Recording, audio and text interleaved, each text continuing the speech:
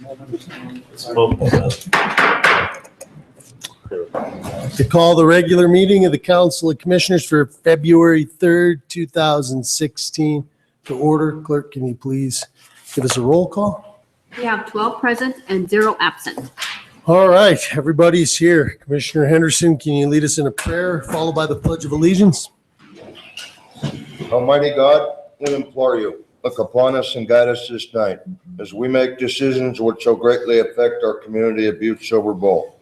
Direct our thoughts, words, and deeds so that we please you and best serve our fellow citizens. Amen. Amen. Pledge allegiance to the flag of the United States of America and to the republic for which it stands, one nation, under God, indivisible, with liberty and justice for all.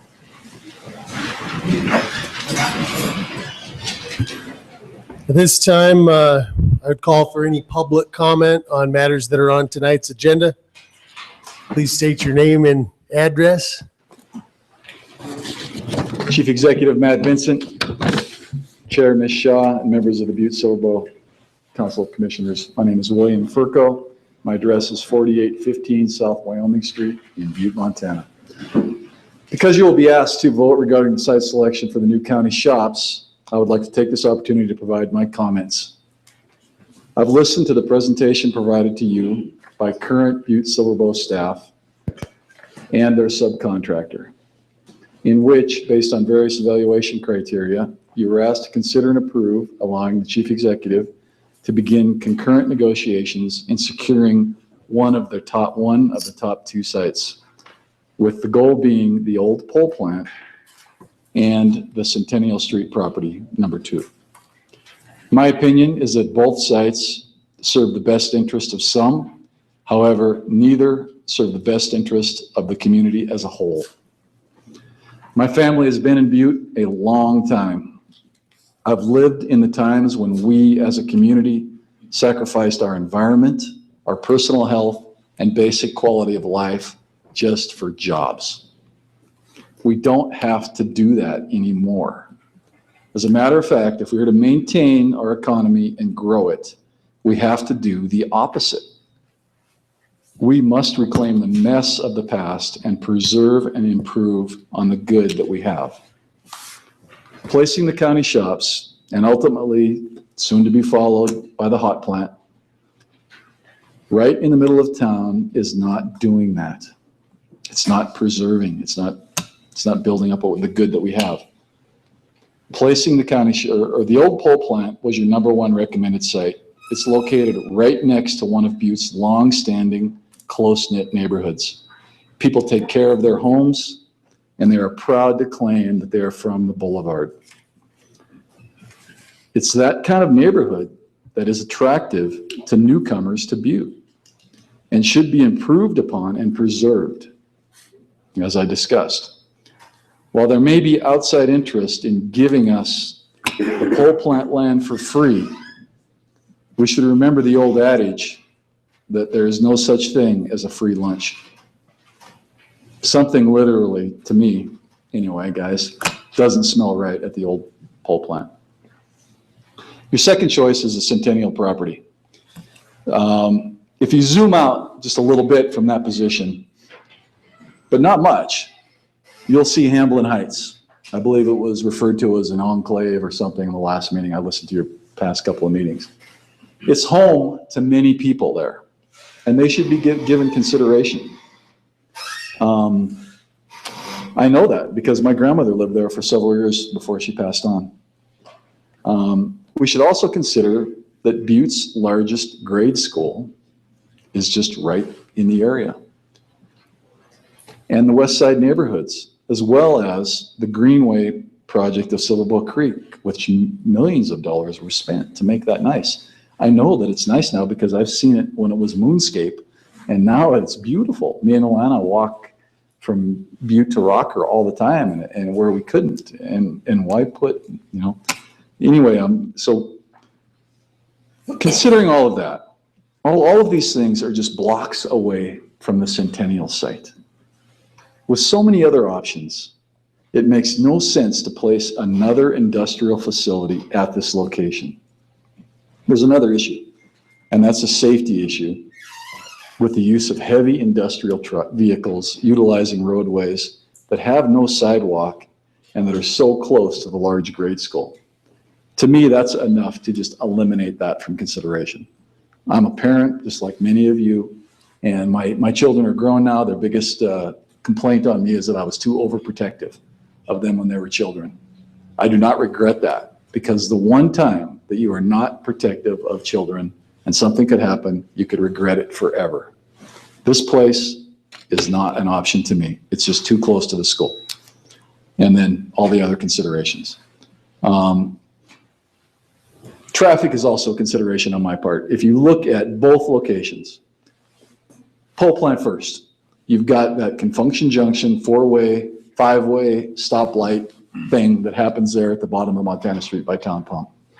If we get the traffic coming off the pole plant, the proposed county shops coming into that location, it is going to back up vehicles all the way to Dewey Boulevard.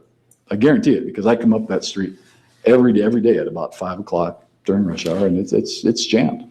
And adding more to it is going to confuse it even more. And also, if we select the Centennial property, you've got the intersection on Montana Street and Front Street that is already somewhat overtaxed, and that is going to cause them to not want to go that way. Instead, they're going to go around right in front of the school. And again, that's a safety concern to me, and I say that's out. Each site is clearly visible from I-90. We all know that. You drive by that. That is not the first impression any of us want to give visitors coming into Butte. We do not want them to be seeing just one more kind of eyesore. I mean, I don't want to say that it's going to be an eyesore, but it's an industrial facility. It should be nice.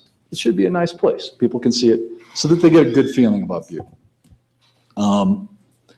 Finally, my last comment is that, your opening prayer included that you make decisions to best serve our fellow citizens. I respectfully ask all of you to consider my comments in making your decision tonight. Moreover, that you faithfully consider all of your fellow citizens and the impact your vote will have on their lives. Thank you for your time. That's all I have to say.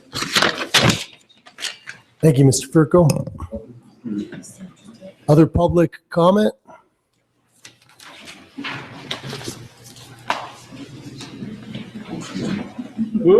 Go ahead. Okay. Chief Executive Vincent, Madam Chair Shaw, and members of the council. My name is Helen O'Connor Joyce. I live at 3520 White Way here in Butte.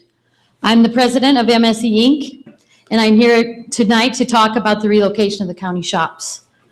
The Mike Mansfield Advanced Technology Center, which MSE owns, is one of the sites being considered. Before you make your decision, I want to get MSE's perspective on the record and discuss an alternative option that may make the Mansfield Center more attractive for the relocation of the shops. To date, the Mansfield Center has only been considered as an all or nothing proposition. As such, it has been characterized as being too big. MSE proposes to simply have the county purchase the land, which is on the west end of the facility, that could be used for the county shops.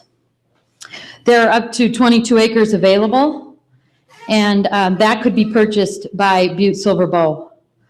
Using the estimated capital costs from the previous study done for buildings, structures, professional services, and a 15% contingency, this option would be more than $2 million less than the cheapest option presented to date, which is the Montana Pole site.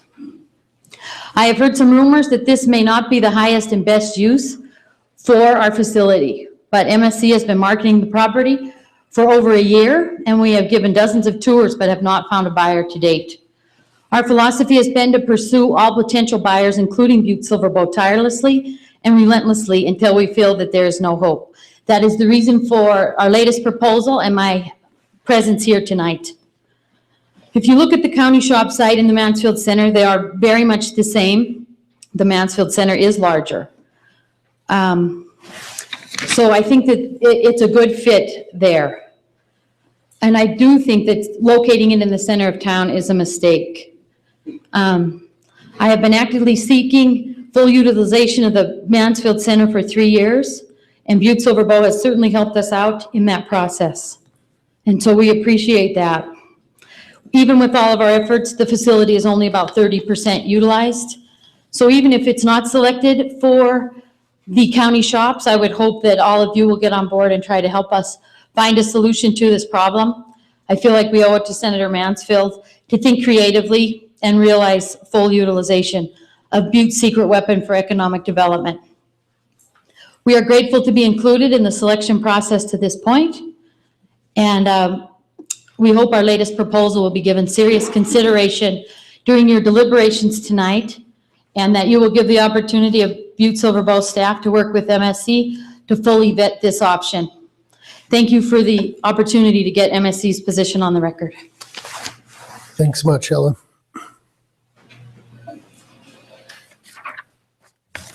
Thank you, everybody. My name's Carl Hafer. I live south of Butte, lived here a long time, worked for a lot of different people. I've been around here, but lived a lot of different places. You know, I was at that meeting, the last meeting here, and I was at the meeting there at Wynn, on Wynn Street, and I made a comment there that I thought that perhaps there hadn't been enough public input into this problem that we seem to have on where to put the county shops. I did make that point, and I would like to reiterate, I think that we, meaning everybody, are somewhat remiss in not figuring out a way to address this in a more logical manner. I'm very familiar with the pole plant. I hauled out of there for years when when Torgeros owned it, and et cetera. And I could name you a couple of people who died of cancer from things that they felt that they got from the pole plant. I don't believe that you would ever get a clean bill of health for that place. I kind of thought in my own mind, but this gentleman who just spoke, very, very concise, knew what he was talking about. Everything he said made sense about, about the place there up at Hamlin Heights. I had said to various people that I thought Gilman's site was a great site. But when you listen to people like this gentleman, and he said all of those things, they make sense. They all make sense, So I think, I know that you'd like to get this thing going in the morning, but I think you have to think some more. I really do. I just think that and I do think that you have to have some means to get a broader input from the general citizens of Butte, Montana. Thank you for your time. Thanks, Mr. Hafer.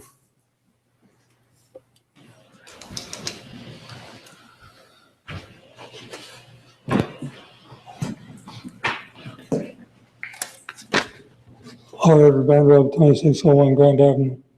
I take it you are receiving comments on communications to be read and acted upon, not only the consent agenda. Therefore, my comments will be referenced section 3, communication to be read and acted upon, number 1653 and 1621. I want to commend the Butte-Silver Bow Planning Department staff for their due diligence in holding listening sessions with the neighbors of the various prospective new sites for the city county shops. But unfortunately, I cannot say the same for this body. You have not done your due diligence by calling a community council to hold listening sessions in the greater Butte-Silver Bowl community and reporting back to you with their consensual advisory recommendation. Take a final vote.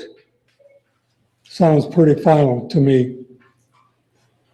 Again, I question the legality of such a procedure you are using to determine this major, strategically significant public policy determination. Yes, the Butte-Silver Bowl Council Commission or City Charter stipulates that this council shall determine policy. But furthermore, that same charter mandates that this council shall authorize community councils to advise this council. Therefore, any consideration and deliberation made by this council relative to determining policy is most probably not legal until the community council provision of the city-county charter has been fulfilled. There is no comma between the word power and the word and in the phrase power and duties of the Council of Commissioners in section 3.03 of the Butte-Silver Bowl City-County Charter. As implied by the Butte-Silver Bowl County Attorney in communication number 15143 of April 28th, 2015, this council has the responsibility to determine the rules and procedure by which this council will authorize community councils. You have not done this to date. Furthermore, she goes on to state, and I quote, "This provision does not state that the council has the power, ability, and responsibility to create or establish community councils," unquote. But neither does it stipulate or prohibit this council from creating and/or establishing such community councils to advise this council.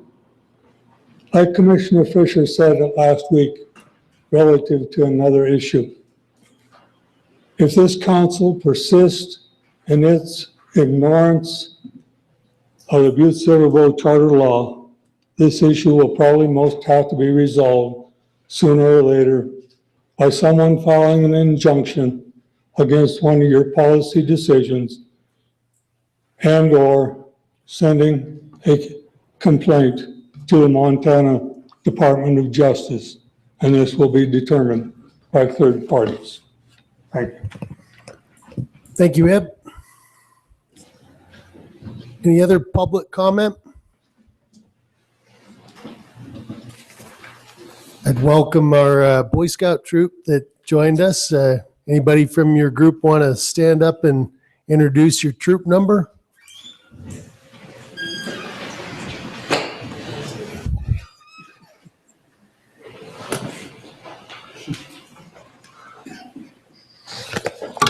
So we're Troop 1678, and we're here to do our citizenship in the community merit badge, as well as finish off our communications merit badge, which are both required for Eagle.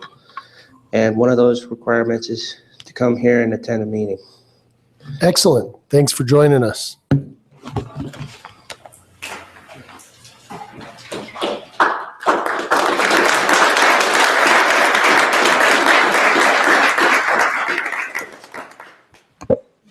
Okay, if there's no further public comment, we'll move into the approval of the minutes from the January 20th, 2016 regular meeting. Commissioner Shaw.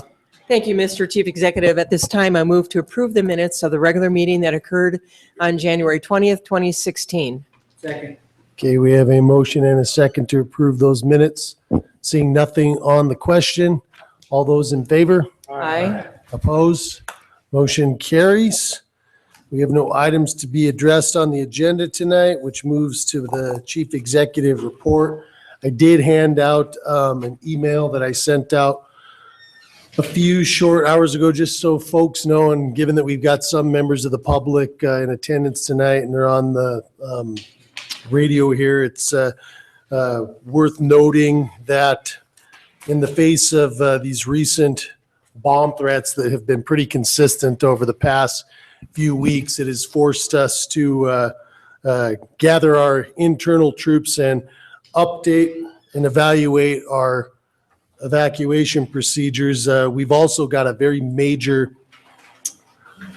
court case that is going to be starting next week. And so there's some additional security measures that are being put in place for that Hatfield trial that begins on Monday, February 8th next week. And so if you're a member of the public, you'll want to be paying attention to the newspaper and our website as we tell you what those restrictions will be for the commissioners and other city county employees coming up to the courthouse to do business. You'll be asked to have your name identification badge and to enter the back exit of the courthouse for appropriate screening by our law enforcement personnel. And those measures will be in place throughout the course of the Hatfield trial, which should be somewhere in the neighborhood of 2 weeks. But once the trial is concluded,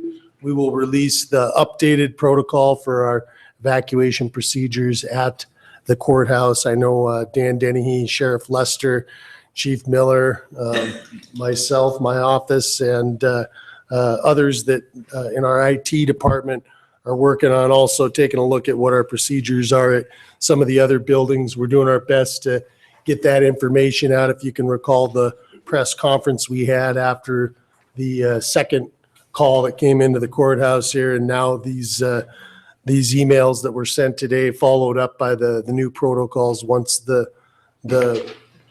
court case concludes. I just would continue to thank you and ask you for your patience on this as we figure things out, but assure you that everybody is confident in the safety and it'll stay the top priority in keeping our public safe, and that includes our elected officials and employees up here at the courthouse. So thank you for that, and you can direct questions on the email and the attached court order to my office if you should have them in the next day or so.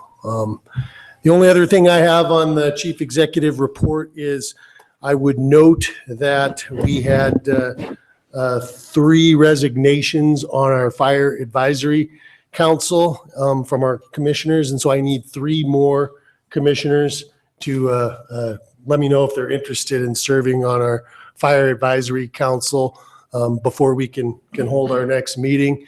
At the same time, I thank Commissioners Sorich, Commissioners Morgan, and Commissioner Foley, who's the chairman of that, has been the chairman of that advisory council for some time, and the service that they've provided in that capacity. So please get in touch with me if you're interested as a council member in filling one of those 3 slots on the fire advisory council. So that concludes my chief executive report.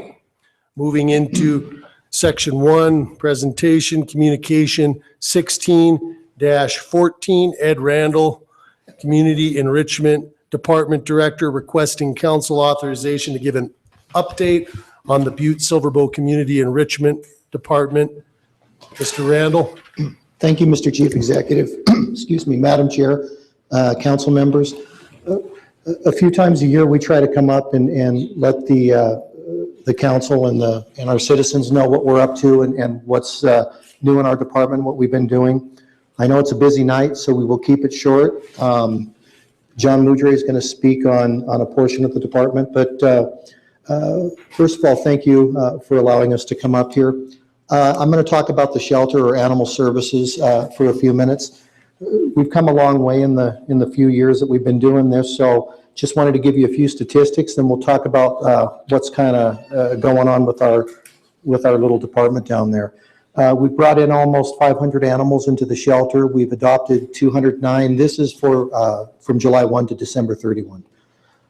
We've reclaimed 244 animals. We've sent 11 to rescue, and we've had to euthanize or animals have died in our shelter at 50. Right now, we have 14 dogs and 52 cats. When we started, we had over 200 animals in the shelter. So we feel the size of our community, we can handle, we spoke to the chief executive about this, between 55 and 65 animals. We think that's a fair number so that people have a choice and we can be fiscally responsible. Right now, we have 66. We've had 1,793 calls to our animal shelter and 1,681 complaints to animal control. We've brought in almost $42,000 in the first portion of the year. We've had 26 animal bites. 16 of those animals had current rabies. 5 were stray cats that we never did find, and the rest had rabies that had just expired. So that's quite a high number for our community. We also had sold 326 animal licenses in the first portion of the year. We now have 3,237 active licenses in Butte-Silver Bow. So some of the highlights, if you're not aware, last year the animal shelter, our little animal shelter down there, actually won the Animal Rescue Site Shelter of the Year Award for Montana. So we're very proud of that. In the last 2 years, Jackie Casagranda, the manager of the shelter, has been given a scholarship by the HSUS to attend the National Animal Care Expo, 1 year in Nashville and the other year in New Orleans. So that's been a big thing for us. Another big thing was the opening of the Skyline Park. What a huge success. What a wonderful addition to Butte-Silver Bow. We're very proud of that park. We've partnered with other shelters now. When we have animals that aren't adopted or we just can't have in the area, we ship them up to other communities, specifically Missoula and Bozeman. They're happy to take them. We've cut down our food cost in half by using a shelter program out of Missoula and going to a different vendor here locally in Butte. We collaborate daily with our health department. We are in communication with them about dog bites, about disease, about anything. They contact us anytime the CDC makes a change in rules or laws or health concerns. So we're very appreciative of that. We have a great relationship with the Spay and Neuter Task Force here in Butte. We also have a great relationship with the Parks Department that we're working with for our animal parks. One of the things that we would like to do in this next coming year is we would like to try to develop another animal park uptown that would make it easier. And we'd also like, and we are doing this with parks, is planning another addition of an off-leash area in our Skyline Park that's a little bit lower. So those that don't want to walk or take the whole experience can go ahead and park their car, go to the left and enjoy their animal in a safe environment. I'm going to speak just a little bit on community enrichment and the other parts. As you're all aware, and we're very appreciative that you combined all these departments at July at budget time, and it's made a world of difference. We created a new department, the Community Enrichment Department, which has animal services, the weeds department, and community enrichment all in one. When we did this in July, we saved the county $57,243.52 by combining these departments. We've improved in our coordination with other departments. We have little or no duplication right now in our services. We work with the county attorney, or we've been working with the county attorney on the new community enrichment ordinance, which will be coming out, and the vacant building ordinance, which is on the agenda tonight. We work very closely with the Urban Forest Board in our tree projects and labor. We work incredibly close with the Parks Department. JP Gallagher was hired recently, and he's been just a joy to work with. He's very professional, and he's an incredibly hard worker, and we're very appreciative of him. He's already met with our staff to form a plan to spray all the fields, which is set in motion. We have dates, and we're ready to go as soon as the weather cooperates. Another thing that we've done is we have a very strong working relationship with the Historic Preservation Officer and different groups. If you didn't see in the paper or in some of the emails, we actually teamed on our own time with CPR, some other Butte-Silver Bow employees, of a lady that needed her house painted on Alabama Street. We did that We supported it. Our staff was there helping paint. It was a great project, and we hope to do more of those. We have $5,000 from Town Pump Corporation to invest in Central Butte when spring starts, when the summer, to help paint many homes. $5,000 will go a long way to paint a lot of homes in that area. So we'll be doing that, and we'll have a process in place for that. The other thing that we're proud of is we have met or exceeded our workload indicators for our performance budget already. So that's something that I don't think a lot of departments can say at this point, but we have. And so next year, maybe we have to stretch and make it a little bit more difficult, but we did that last year. We doubled almost everything, and so we've almost met every indicator. I did send you folks the pigeon study. I hope that you had a chance to look at it. There was a lot of information in that pigeon study. It was done very, very well by Montana Tech. It helped us a lot. There was a lot of information.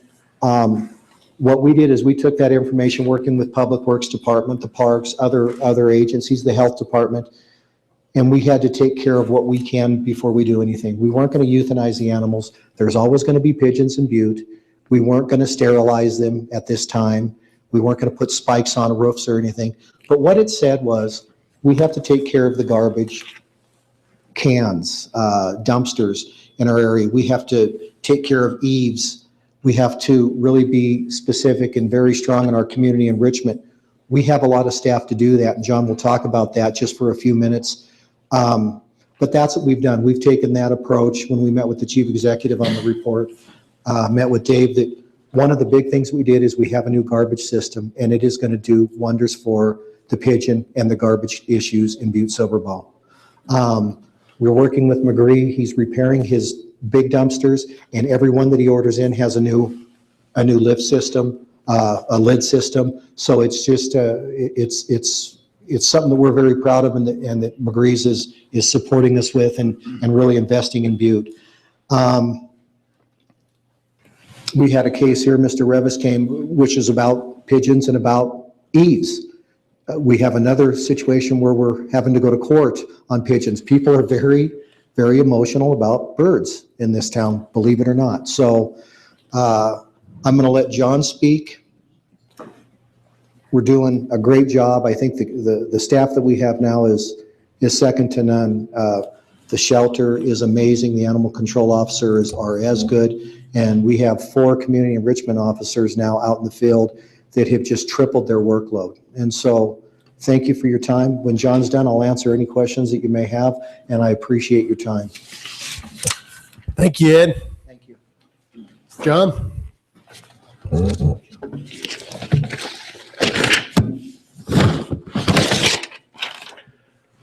Thank you, Mr. Chief Executive, Madam Chair, and members of the council. For the record, my name is John Moudry, Assistant Director of Community Enrichment / Weed Control Supervisor. I've got a handout here for you, and I'll hand it out just so you have something to read while I'm talking.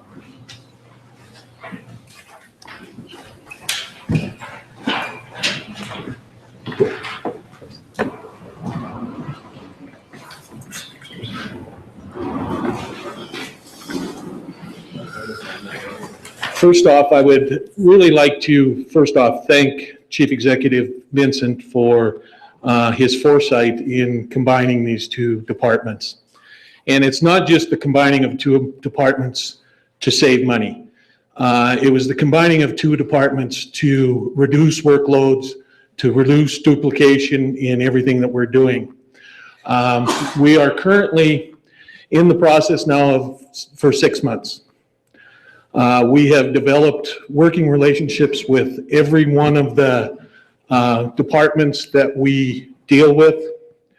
The one working relationship that I'm very proud of is that we've made with planning and zoning for our 4 code enforcement officers to be the front line. If we run into a planning, zoning, or building code issue, my people are the contact people. At that point in the process, we work directly with planning to make sure that we are on the same page, we have identified the problems, and we work towards an end. But when that constituent out there, they will have one contact person to come to, which are our code enforcement officers. And we don't have to relay this off to any other department. Other departments that we work with is we work with the health department under the junk motor vehicles and the sanitation. We're working with the sheriff's department very closely on abandoned vehicles. We're also working with parking on abandoned vehicles and junk motor vehicles. And as Ed alluded to, we work very closely with the historic preservation. We work with the land sales committee. At this point, our 4 code enforcement officers are responsible for securing any property that Butte-Silver Bow has in its possession through tax deed or any other means. We are securing those properties at this point, and we are posting them immediately as soon as Butte-Silver Bow is taking possession of that.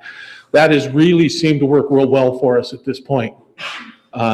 We are not getting injured and people into those buildings. We're also identifying in that process directly to the sheriff's department, and we're getting additional patrols on those buildings of Butte-Silver Bows.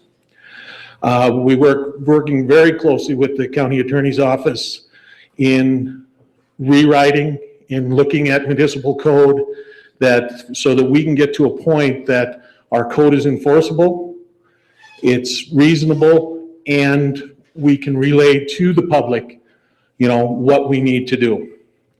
We work with city court. That's where all of our citations go to.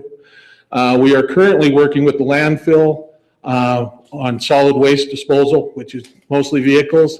In fact, this Friday, we are doing a test on a vehicle that we've taken into possession under the junk motor vehicle.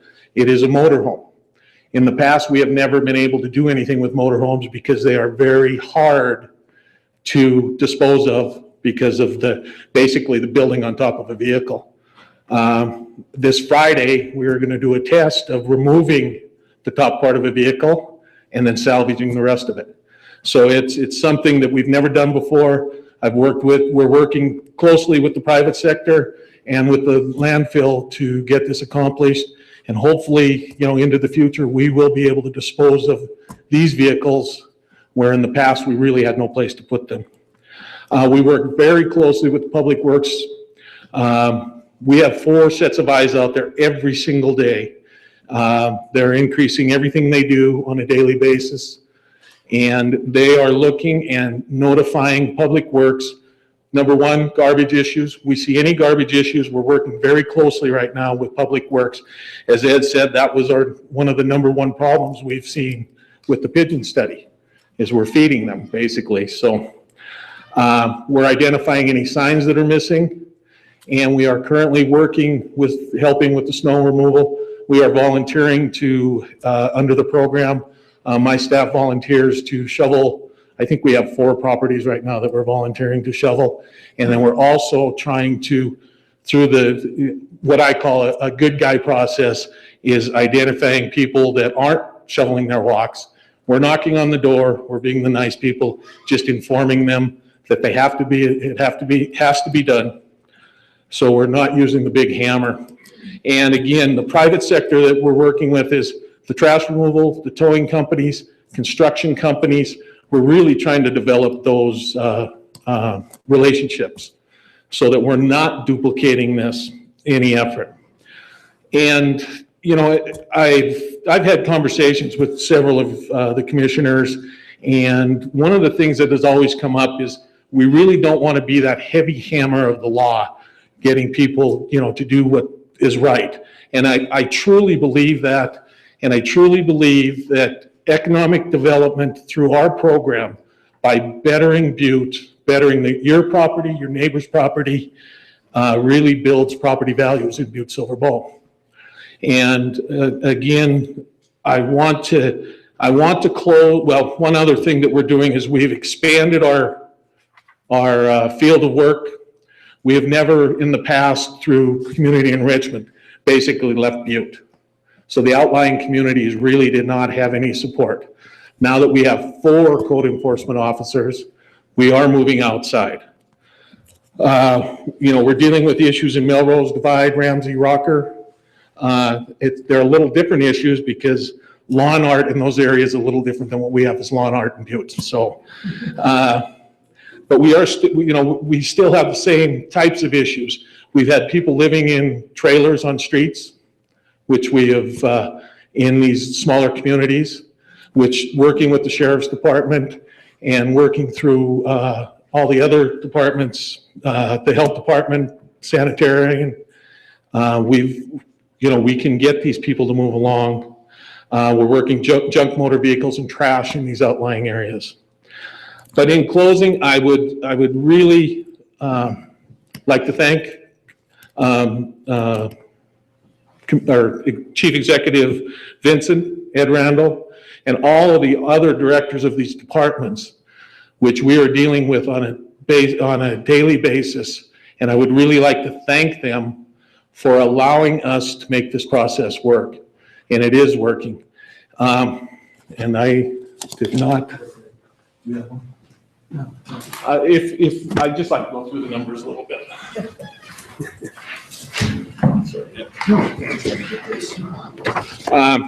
If you look at these numbers from July to December, we were in this process, started this process back in July. Again, we had two separate departments running basically July through September.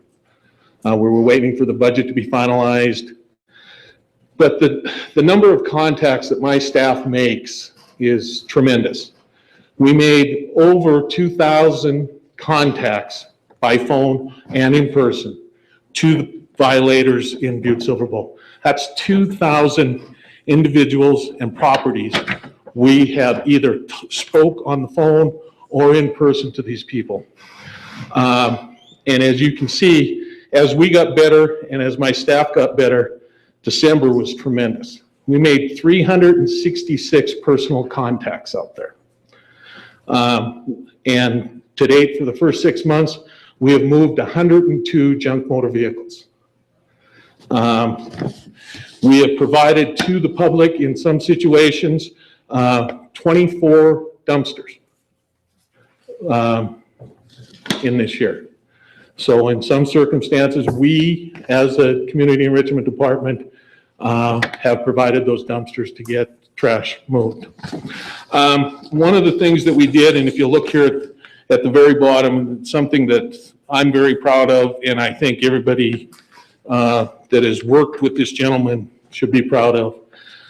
From July to August, our summer crews collected 3.06 tons of trash hauled to the landfill. And that is off of Butte-Silver Bowl properties. That's helping the 85-year-old lady that has a washer or a dryer, removing that.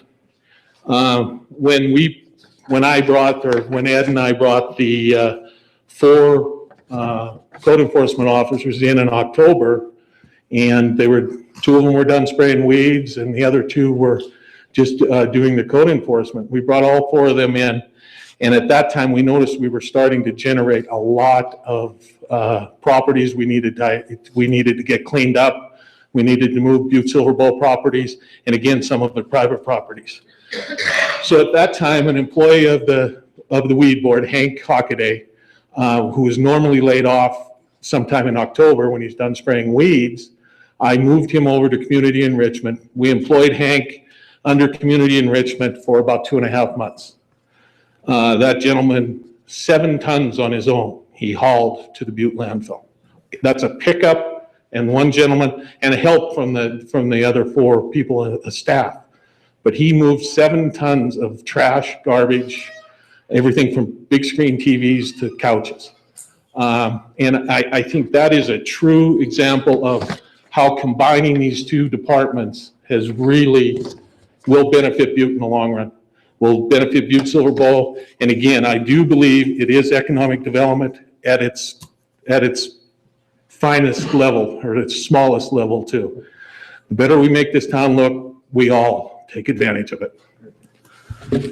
Thank you, and if you have any questions for me, I'm here too. Thank you. Thanks, Joe. In closing, I'll just say that who would have thought, 5 or 6 years ago that we wouldn't see animals all over town, we wouldn't have 200 dog bites, we would be painting a house with CPR on Alabama Street. I think we've come a long way in a very short time, and we're very proud of that. We're making Butte better, which is what we do 12 hours a day. So if there's any questions, we'd be glad to answer them, and thank you for your time. Thanks, Ed and John, and I appreciate it. I mean, new ideas and changes are only good ones if they work. And you guys have done a good job of making them work so far, so thanks. Commissioner Henderson? Mr. Chief Executive, I just had a question for Ed, a couple questions. Number one, I was riding down Continental yesterday, and I went over Texas Avenue Bridge, and there was 9 deer up on the railroad tracks. Did you have a call on that? I was wondering what happened to the deer. Mr. Chief Executive, Commissioner Henderson, we get calls on deer a couple times a day now. Right where you're talking about, on Continental Drive, and then right to the entrance of the pit when the big buck comes out every day. We've had to shoot 5 in the last, not us, we have to call the police, or the Fish, Wildlife, and Parks. In the last month, we've had to shoot 5 animals that have been hit by car and still are alive. So it's an issue. Yeah. It really is an issue. I was So- kind of surprised to see them all out there. Oh, like they're- that, right they're on there the railroad every day. tracks, all laying there. Yeah, every day. But follow up, Mr. Chief Executive, Ed, has there been any consideration of, with the new garbage situation now taking place throughout the town, is there a consideration of, they used to take everything from everybody, bags and everything, and there's going to be a lot of long clippings and that isn't going to work in the container. Is there any chance of perhaps starting the alley rally a little earlier this year? Is there any chance of that and extending? I know you got a lot of the college kids in that, but extending a little bit later before, with the fall leaves and everything, Mr. Chief Executive, Commissioner Henderson, we think that the alley rally is one of the best things that we offer Butte people, and we're already in discussions with the Director of Public Works, Dave Schultz, about alley rally, and we'll surely discuss these. I think that if we can extend it a week or a week and a half on each end, it does help, and it's a wonderful program.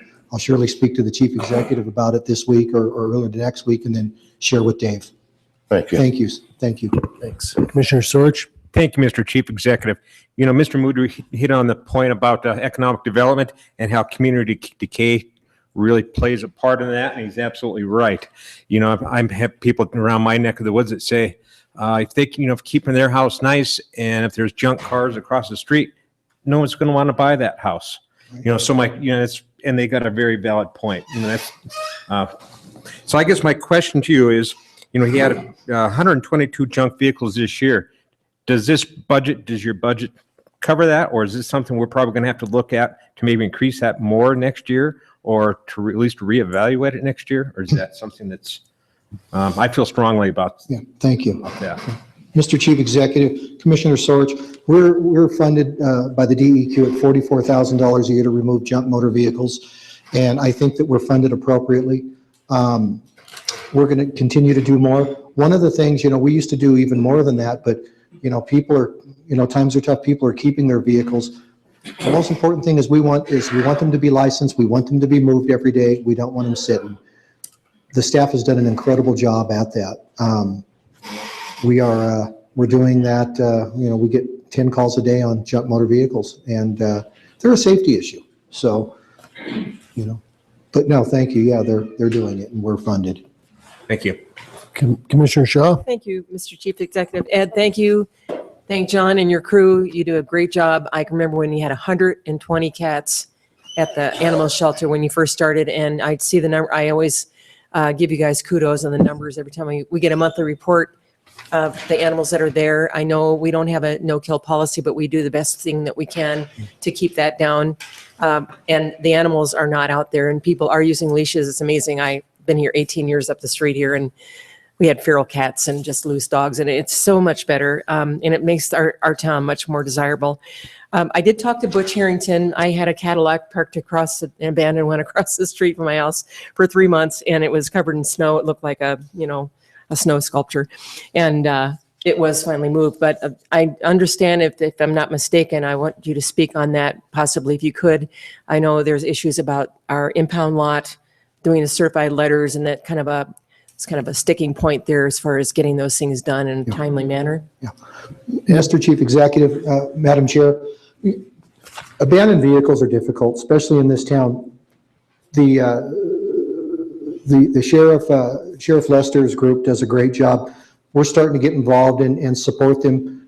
Again, a duplication of services. We have parking, police officers who are very busy, and community enrichment. Sometimes we'll go to a vehicle and there's 4 or 5 different takes from 4 or 5 different departments. So we're working on a process, hopefully to transition and smooth that out, and it'll be soon if we can do it. If not, it'll still be improved because we're working together now. We've been meeting with Under Sheriff Skolatich for the last few weeks, and it's gone great. Good, thank you. And Commissioner Purdue-Dolan? Thank you, Mr. Chief Executive.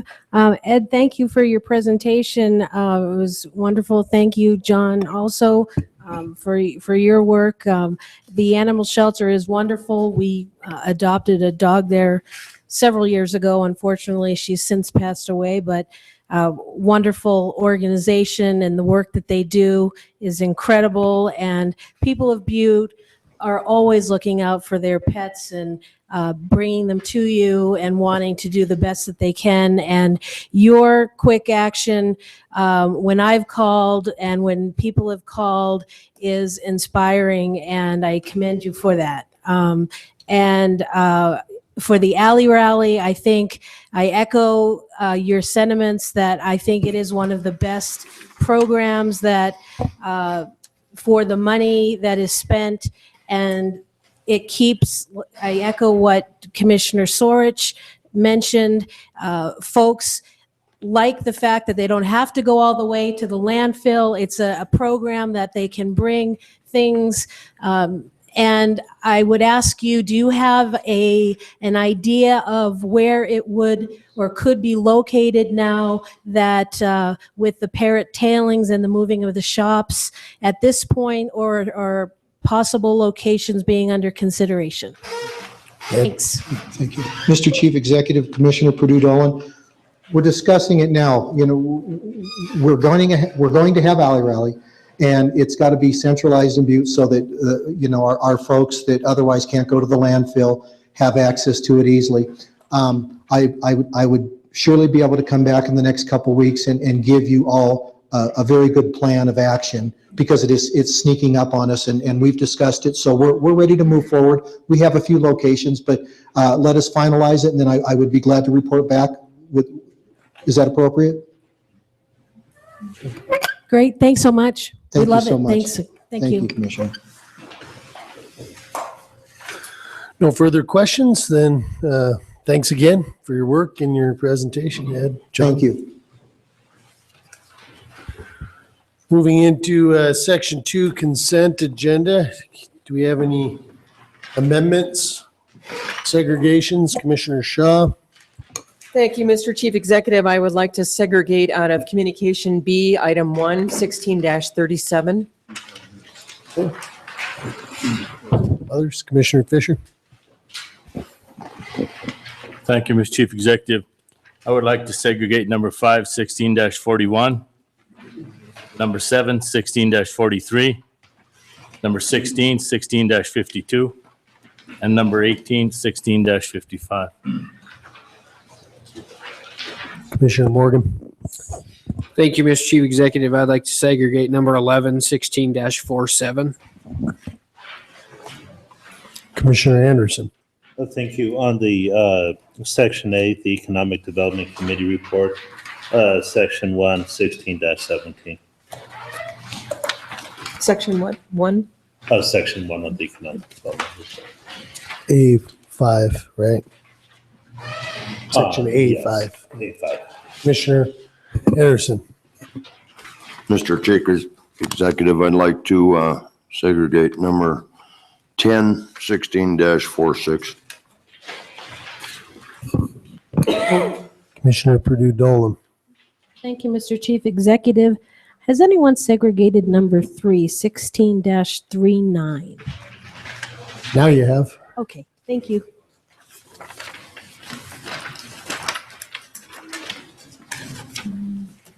No more? Please. Okay. Seeing none, Commissioner Shaw. Okay.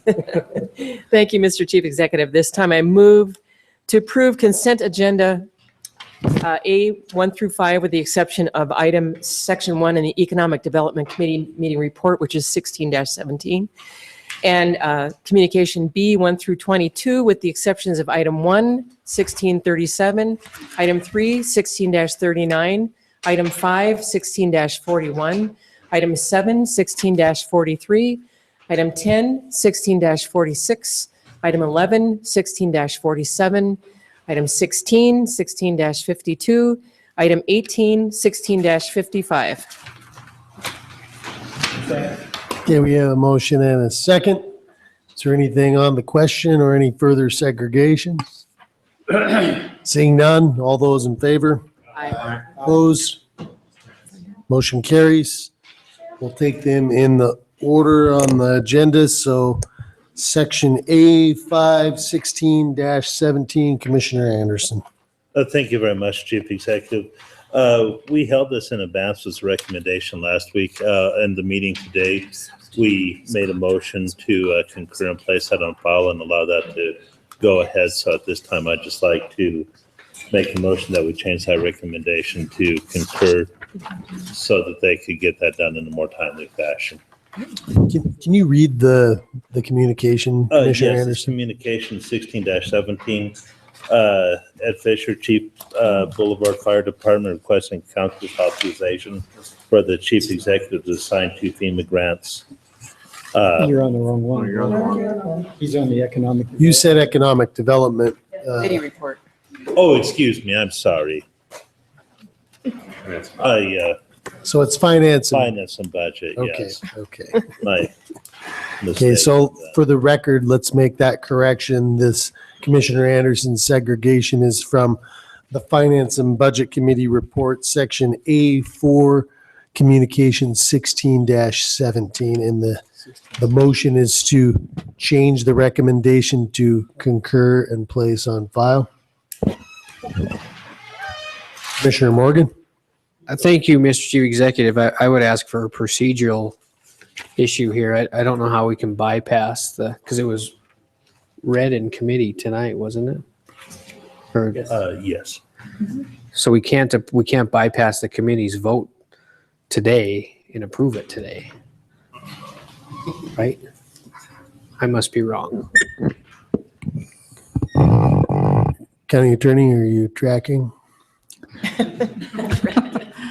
Mr. Chairman, Commissioner Morgan, so what I understand is the Finance and Budget Committee met on January 27th, and this is their recommendation from the 27th. At least that's what the agenda indicates. Yes. Yes. And And you Commissioner would be- Anderson, would you care to? The recommendation last week was to hold this. And then this week, when we met earlier today, we recommended to concur with that.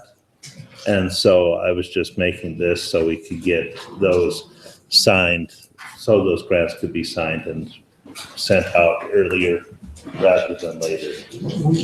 So I guess the question is are we allowed to concur and place on file with an item from a committee report that had a hold in abeyance recommendation? Is that correct? That was discussed tonight at the Finance and Budget Committee hearing. To me, you can't do that. Mr. Chief Executive, Commissioner Morgan, I guess the Finance and Budget Committee meets every week, which is different than any other committee, but there was obviously a recommendation made on the 27th that is on tonight's agenda that he's segregating out of the consent agenda, which if it wasn't segregated, the recommendation to hold in abeyance would have been approved. But I don't know why he can't segregate that out of the committee report for January 27th and ask this council to consider concurring with that request and placing it on file, especially since the same recommendation was made tonight. It would just be approved in 2 weeks when he's asking for this to be approved tonight instead of 2 weeks down the line, and that is the recommendation from last week's Finance and Budget Committee meeting. Commissioner Morgan? But I guess the biggest question to me then is, if that's the case, we can trump any committee hearing that happened tonight and just segregate it if it was on the agenda before. Commissioner Morgan, I believe And its budget meets every week. it wouldn't be overturning the committee, because the committee met again tonight and changed its recommendation to hold from hold in abeyance to concur and place on file, rather than wait for the notes to be reflected from tonight's meeting in 2 weeks and go with that approval. Commissioner Anderson has segregated it so we can approve it 2 weeks prior on the same night that they took action. Is that correct, Commissioner or County Attorney Joyce? Yes, Mr. Chief Executive, Commissioner Morgan, it's no different than a committee of the whole report where you make a recommendation and it might be to hold it in abeyance and you segregate it out and decide to discuss it and vote on it. But it doesn't matter that it was discussed tonight, as long as, I mean, it was discussed during the committee. It's the same thing as anything that's discussed in a committee report. I don't see a problem with him segregating it. So we have a motion. Do we have a second? Second. Okay, we have a second. Is there anything further on the question? Seeing none, all those in favor? Aye. Opposed? Okay, motion passes. Communication 16-37 from the consent agenda, Larry Winstall, 2426 Pine Street, requesting council authorize a community group to research and advise Butte-Silver government on the needs of dog owners in Butte. Commissioner Shaw. Thank you, Mr. Chief Executive. I originally had referred this to committee of the whole, but Larry is in the audience. I invited him to come here. What he wanted to do was he wanted to actually have a dialogue, not just make a comment on the comment section of our agenda. So I told him that I have an opportunity, he could come to speak to us and have a dialogue on his concerns, and we'll take it from there. So Larry, would you like to come on up? Introduce yourself, please. Here, we have your address. I'm Larry Winstall, live at 2426 Pine Street, and I'd like to thank Mr. Randall for giving us an update on the dog situation in Butte and the numbers and whatever. I'd like to see what's missing from the conversation is the communication with the dog owners. There is none, and I've repeatedly tried with the park department, and I think actually I could make Ed's job easier with advice and cooperation with the dog owners.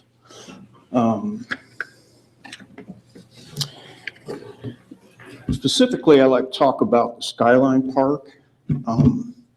I've been involved in that for a decade, and thankfully this council decided to keep it an open space for dogs. And I'm happy Mr. Randall sees the need for an additional space. And what is missing is input from the dog owners, specific needs. And I think a lot of conflicts we can resolve as a community group rather than these complaint-driven things. Right now, the atmosphere at Skyline is one of conflict and confrontation. I was there today, and animal control showed up just watching me.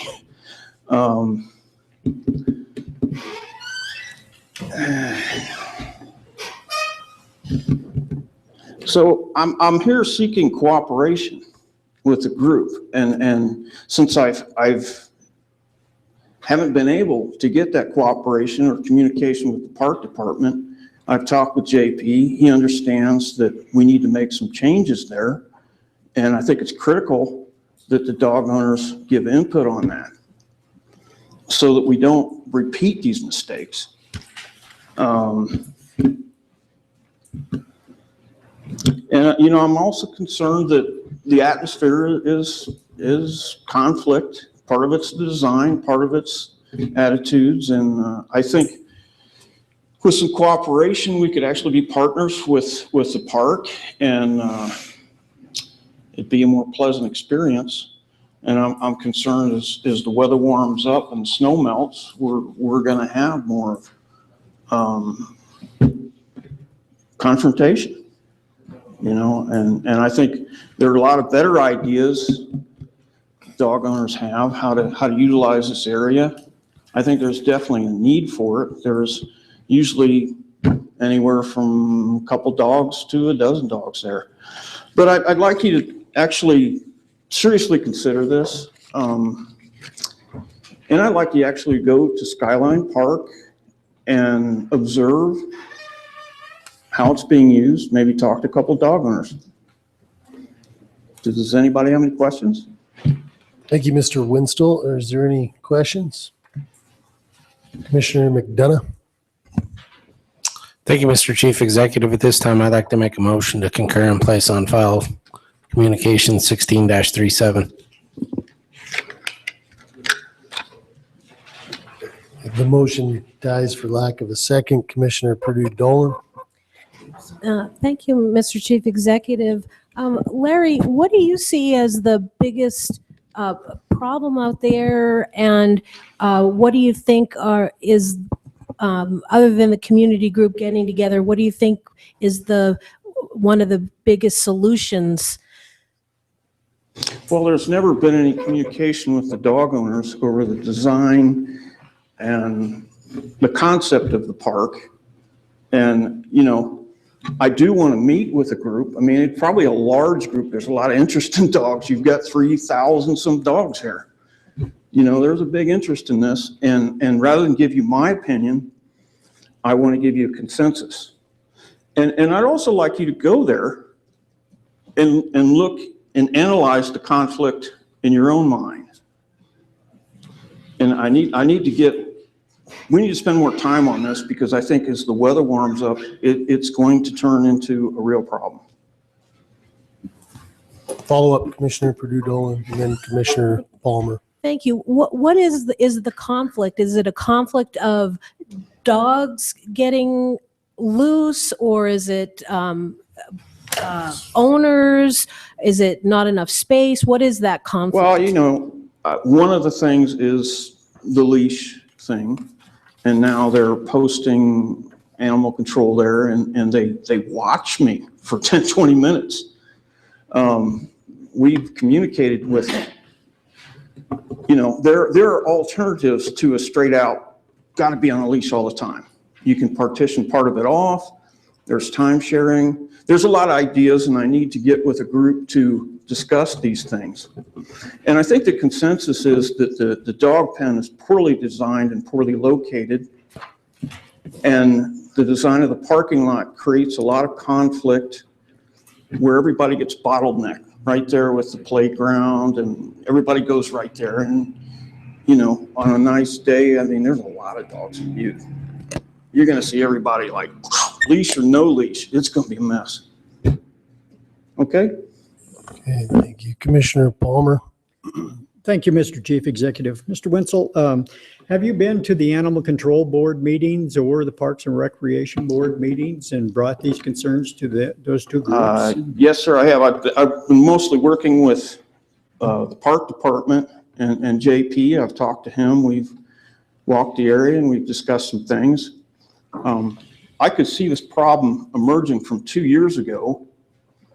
And I met with Ellington several times. I organized a group July of 2014 of about 8 dog owners, and we talked about it.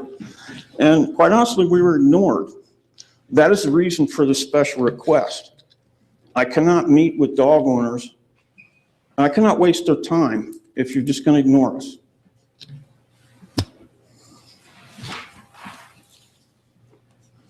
Commissioner Anderson, did you have something? Thank you very much, Chief Executive.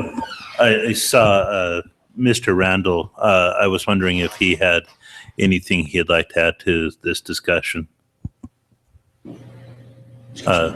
Randall. Mr. Randall? Thank you, Mr. Chief Executive. Commissioner Anderson, for the record, I'm Ed Randall, Director of the Community Enrichment Department, 699 Centennial Avenue. I guess I'm a little perplexed. I think that Skyline Park is an incredible resource we have. When Mr. Winstill discusses pardoning off part of the park, we've done that. We have dog walk areas, and I don't think it's poorly designed, but I think like with anything, when we do something, we always want to improve on it. That's why we're adding another area. I do not support dogs running loose in parks. I do not. So I think that we have a great area that is being utilized more than any park in Butte right now. We have people walking there. I don't believe it's a bottleneck. We haven't had conflict except for with Mr. Winstill. We haven't had complaints except for people having their dogs off leash. We don't sit there for 20 minutes and just watch this gentleman. We receive calls and we go down there, and because of calls that we have had from commissioners, from the citizens, we try to go down there 3 to 4 times a day. It is new. Dog parks are a new thing in Butte, and it's going to take time to learn how to use them. But when we deal with people, they're incredibly friendly for the most part, and they say, "Oh gosh, I didn't know," or "I thought this was the area." It's a process, but I think that we're right on pace of where we should be, and I think it's a great park. Thank you. Thank you, Ed. Commissioner Sorch? Thank you, Mr. Chief Executive. Mr. Winslow, I have gone to the dog park. I go there probably 2 or 3 times a week. Probably not there at the same times, but I have been there. I am concerned about some of the dogs that when they are off leash. You know what? I got a little dog. I don't know if the big dogs, I don't know if that dog off leash is coming to me. If it's coming after aggressively, I don't know what it's going to do. So I am concerned. I have talked to people, and there are people that come up and say, "Thank you for keeping your dog on a leash." So I've had comments on the other end, so I can understand, there is the section up above, they got the big dogs and the little dogs. There's a lot of times I go up to let my dog run in the little side, and they got people with the big dogs. I've had problems with the big dogs being aggressive towards my little dog. So there is a reason for it both, so I can understand, but I've been there. Well, Commissioner Sorich, I'm glad we're finally having this conversation. When I first talked to you about this, your comment was, "Geez, sometime I'm going to have to go there to the park and check it out." So, where are we at here? We need more communication. We need more dog owners making decisions. We need this park to be community driven, and we need more cooperation. Thank you, Larry. Commissioner Ralph? Thank you. The comments that I get, and I live about a block from this park, the comments that I get from my constituents usually go the other route. They're upset because people are not keeping their dogs on the leash in the leashed area, that they're taking them off early, and it's creating fights and stuff. On the other side of this, I don't believe that the Council of Commissioners needs to authorize a community group to research and advise Butte-Silver Bow government any more than we need to authorize a community council to research and advise Butte-Silver Bow on issues. They're free to do so. Quite often we have community groups come in and advise us, and we listen to them. You don't need our authorization. You're welcome to form any group you want. Please do. Tell us what your findings are. I'm going to make a motion here to note and place on file. Second. Okay, we have a motion to note and place on file. Is there anything on the question? Commissioner Palmer? Just one quick thing on the question, Mr. Chief Executive. Thank you. You know, I don't want to blow anybody off here, and I don't think that that's the intent of this government. I think that, as Commissioner Ralph said, we are authorizing any group that wants to get together, but it almost sounds like you're asking either the chief executive or the chairman to appoint an ad hoc committee to work with the animal control to come up with a better solution if there is one. There may not be. I'm dead set against dogs running wild in parks, but if it's an authorized dog park, then we can live with that. But I don't know what the intent is, but I'd be willing to sit down with a group that has good suggestions, and if it can't be worked out to everyone's satisfaction, so be it. But if there's good suggestions that can be improving the situation, I'm willing to listen. But for now, I don't know if the chief executive wants to appoint an ad hoc committee or the chairman of the council. I don't think, but I will just let it go with that, and I'll go along with the motion. But I think that it can be done if we just go about it the right way. I guess the point that I really wanted to make is that the dog owners have organized, we've done ad hoc, we've made comments, and we've been ignored. The only way I can get past that is to have you authorize a group that authorize that you are willing to listen to a group. And that's where we're at. Otherwise, people will not participate because they know right off they're going to be ignored. Thank you. So we have a motion and a second to note and place on file. I don't know what else there is to discuss on this. I'd just be asking for a nod from our county attorney on this, but it appears and I'd also ask for a nod from Mr. Winstall. What the communication reads is a request of the Council of Commissioners to authorize a community group, i.e. council, as has been stated numerous times in reference to our charter provision, section 3.03E, that calls for authorizing and recognizing community councils. I think our charter does that. And so by noting and placing this on file, I would just extend, if that is correct, what you're asking here to form or to authorize and recognize a community council of dog owners to research and advise the Butte-Silver government on these issues. You already have that in our recognized in our council. And I can tell you that our Parks and Recreation employees, as well as our Animal Control Division employees, will work with that group to help you research, and you are free at a later date to come back to this body and give us advice for further consideration and action. So I see heads nodding. So on the question, Commissioner McDonough. Thank you, Mr. Chief Executive. My comment's going to be quick. I've never heard from any dog owners organized in a group. So when it is stated on the public record that people are being ignored, I'm not even aware of a dog owner group. I've never been contacted by one, and I would ask any of the commissioners that sit up here if they've ever been contacted by one. You know, to say that we've never been contacted or approached, and our approach is simply to ignore the public, I think that's so false and so incorrect. I mean, my phone's always on and I'm always available, and I've never been contacted. It's just like the comment that states that to conduct business weekly in council chambers, that it's illegal. I mean, we heard that tonight earlier, that it's illegal to make decisions that come before us every week. We were elected to make decisions that come before us every week. It's legal. It's standard operating procedure for the government to do so.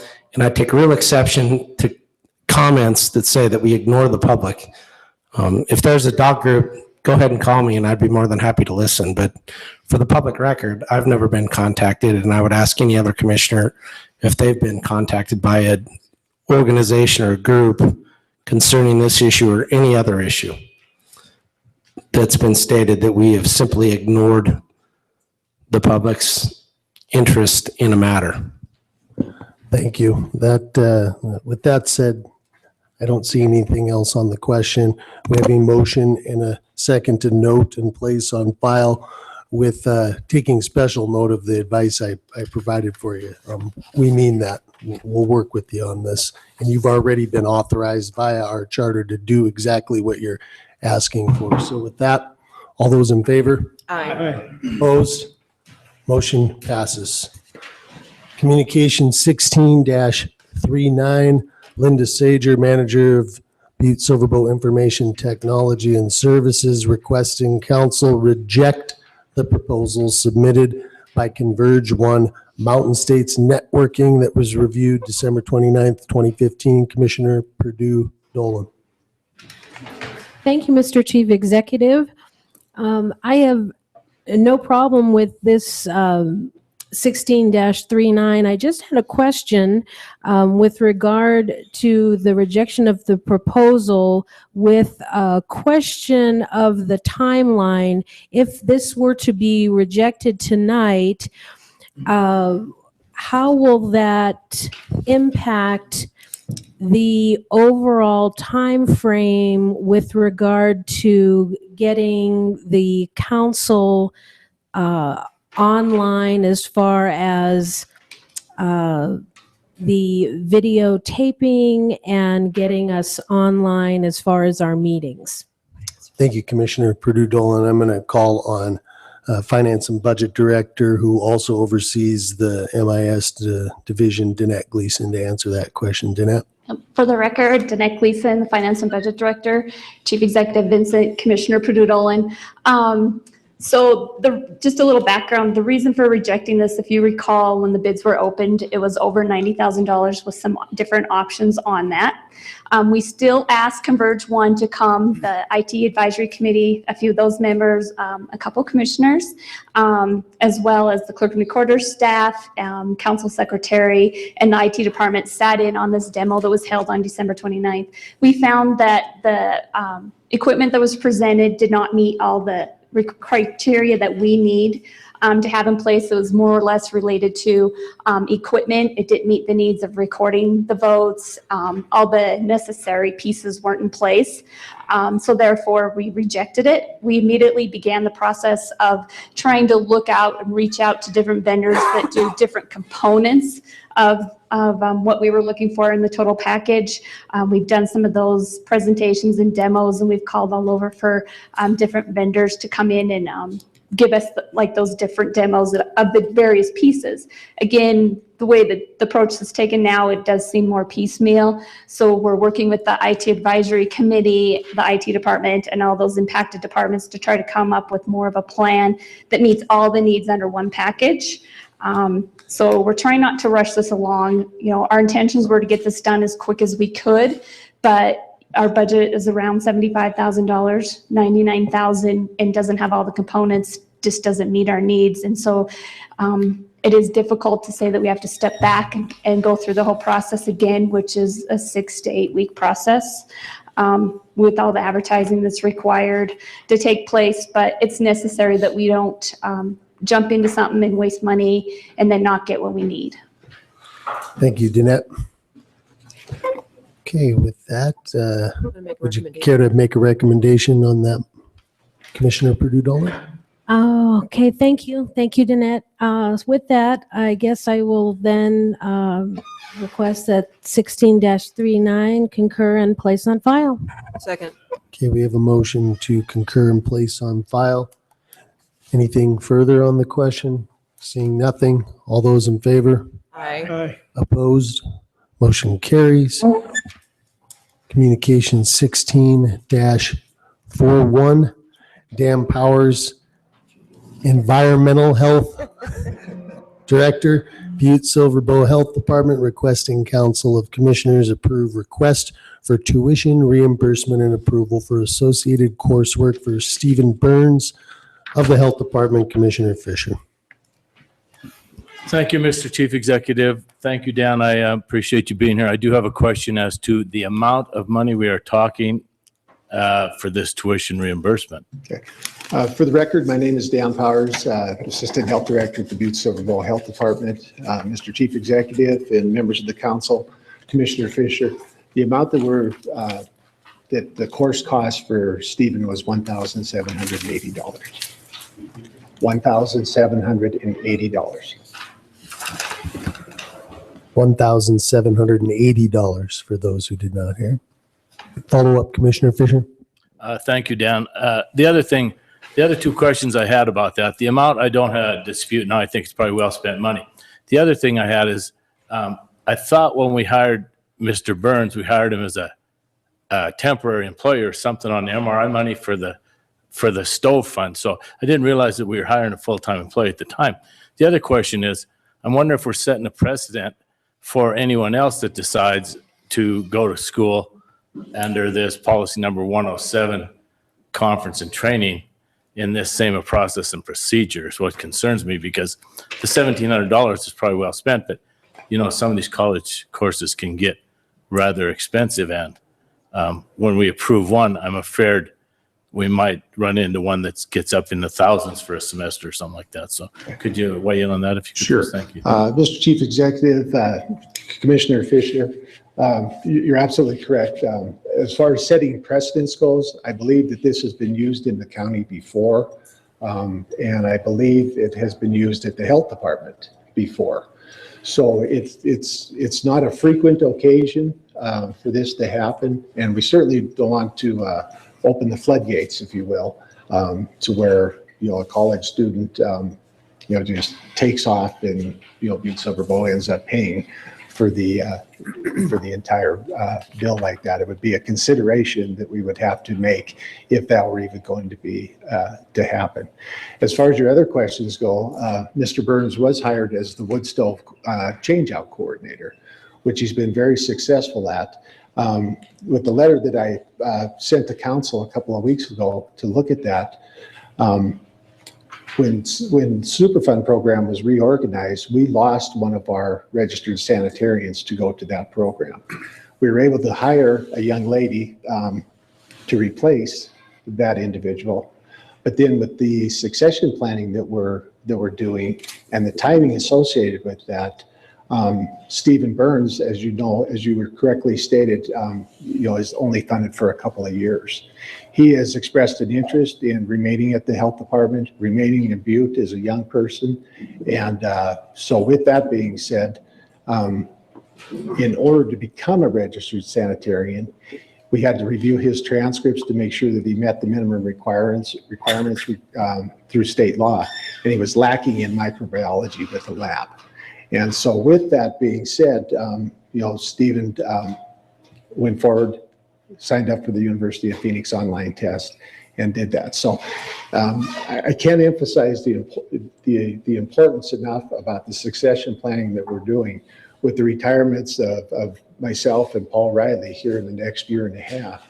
It takes about 18 months to get a registered sanitarian fully trained. First and foremost, they have to pass the national registration exam, which is extremely difficult in and of itself. And then after that, it takes about 18 months of training to be fully certified and complete all of your qualifications through the state of Montana to be able to do that type of work.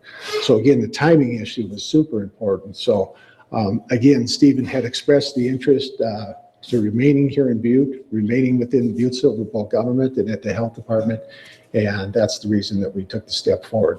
The one thing that we don't want to do is have a large lapse in time between retirements and being able to provide services that are necessary to keep this community healthy. And that's why we went down that road. Very good. Thank you, Dan. And I'd like to commend you and both Paul Riley on your work you've done in the past. And I can understand the direction you're going in this. I appreciate you answering my questions. That's my job as a elected official.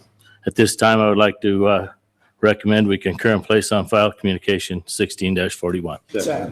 Okay, we have a motion and a second to concur and place on file. I would like to go out to commend Mr. Powers and Karen for actually having the foresight to do some succession planning in the face of, planning ahead of time for these important positions that are going to need to be filled. And, we hope that day doesn't come too soon. Nothing in concrete yet, but that's the anticipation. Thanks very much. You're welcome. Nothing on the question? All those in favor? Aye. Opposed? Motion passes. Communication 16-43, Karen Burns, Community Development Director, requesting council authorize the chief executive to sign a letter of engagement with D.A. Davidson for services related to the issuance of tax increment revenue bonds. Commissioner Fisher. Once again, thank you, Mr. Chief Executive. The reason for segregation on this communication is I am not in any way opposed to the Uptown Garage. I'm opposed to the way the process and procedure was, not bidding it out and not going through what I felt were the proper channels to get the best buy on a parking garage. And for at this time, I will be opposing the bonds as a symbolic vote to state my past considerations.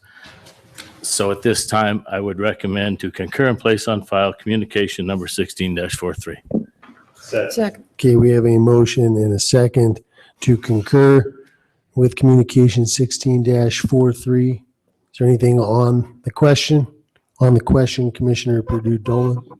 Thank you, Mr. Chief Executive. I just wanted to also be on the record to concur with Commissioner Fisher and what he just said. Thank you. Okay, excellent. Nothing further. All those in favor? Aye.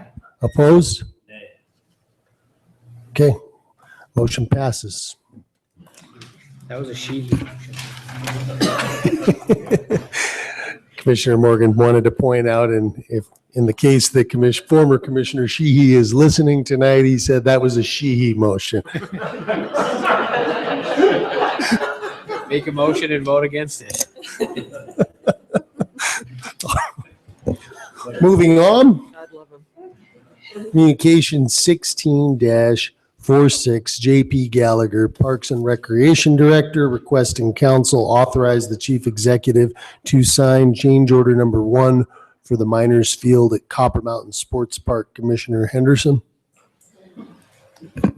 Mr. Chief Executive, if I could ask JP a couple questions here. JP, is there any charge for this change order?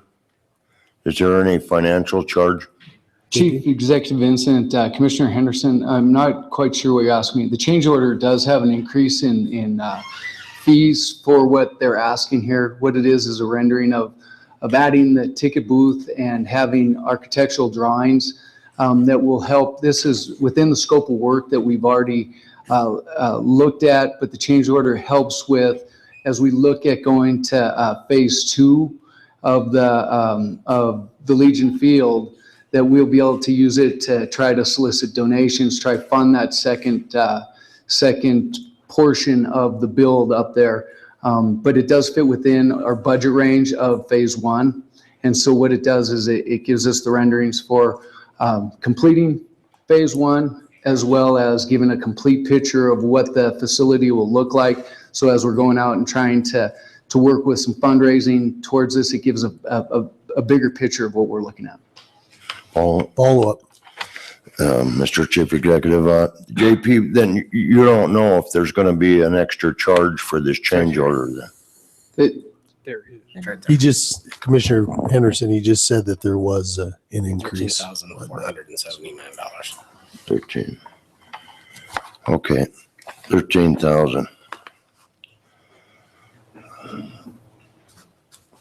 Okay, that's all I have. Thank you. Thank you. Mr. Chief Executive, I'd like to, with 16-46, concur and place on file. Second.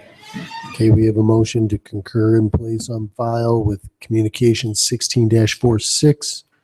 Anything further on the question? Seeing none, all those in favor? Aye. Opposed? Motion passes. Communication 16-47. Jeffrey L. Miller, Fire Services Director, requesting council to authorize application for a 2016 FEMA Assistance to Firefighters Grant Program under the Operations and Safety category for 15 new self-contained breathing apparatus requiring 10% matching in the amount of $11,087. Commissioner Morgan. Thank you, Mr. Chief Executive. Jeff, the only question that I had on this, as I had on the other communication that we voted on tonight, was where do you plan on this matching funding coming from? Do you have a line item in the budget or? where- Chief Miller? Mr. Chief Executive, Commissioner Morgan, for the record, my name is Jeff Miller, Director of Fire Services.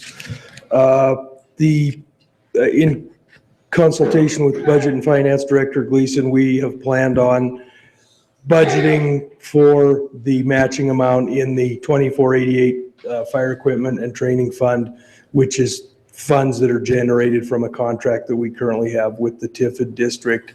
That would be the area that we would plan to seek the matching amount for this grant if we were selected. Okay. Commissioner Morgan? Thank you. So as long as we have a funding source earmarked for it that we can look at, I'll make a motion that we concur with communication 16-47 and place on file. Second. Okay, we have a motion to concur with communication 16-47 and place on file. And a second. All those in favor? Aye. Opposed? Motion passes. Communication 16-52, Wai Wen Tan and Wai Guang Tan, 1627 Shore Drive, San Jose, California, requesting Council of Commissioners to approve purchase of property at 417 North Main Street. Commissioner Fisher. Thank you, Mr. Chief Executive. Segregation of this communication. I drove by this piece of property and unless there's something I don't know, I don't see any interest Butte-Silver Boat having this piece of property. So I don't see any reason to send it to the Land Sales Committee. I don't think we're in the business of buying property that we don't need unless there's something that I don't know here, but.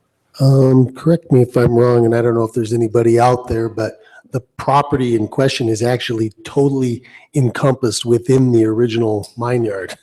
So it's kind of something that we do have an interest. I misread the map because it states they're going to build a house Right in there. the center of the original. It's in the middle of the original mine yard, and it might be associated with a parcel that has a similar number, Commissioner Fisher. So. With that being said, I'll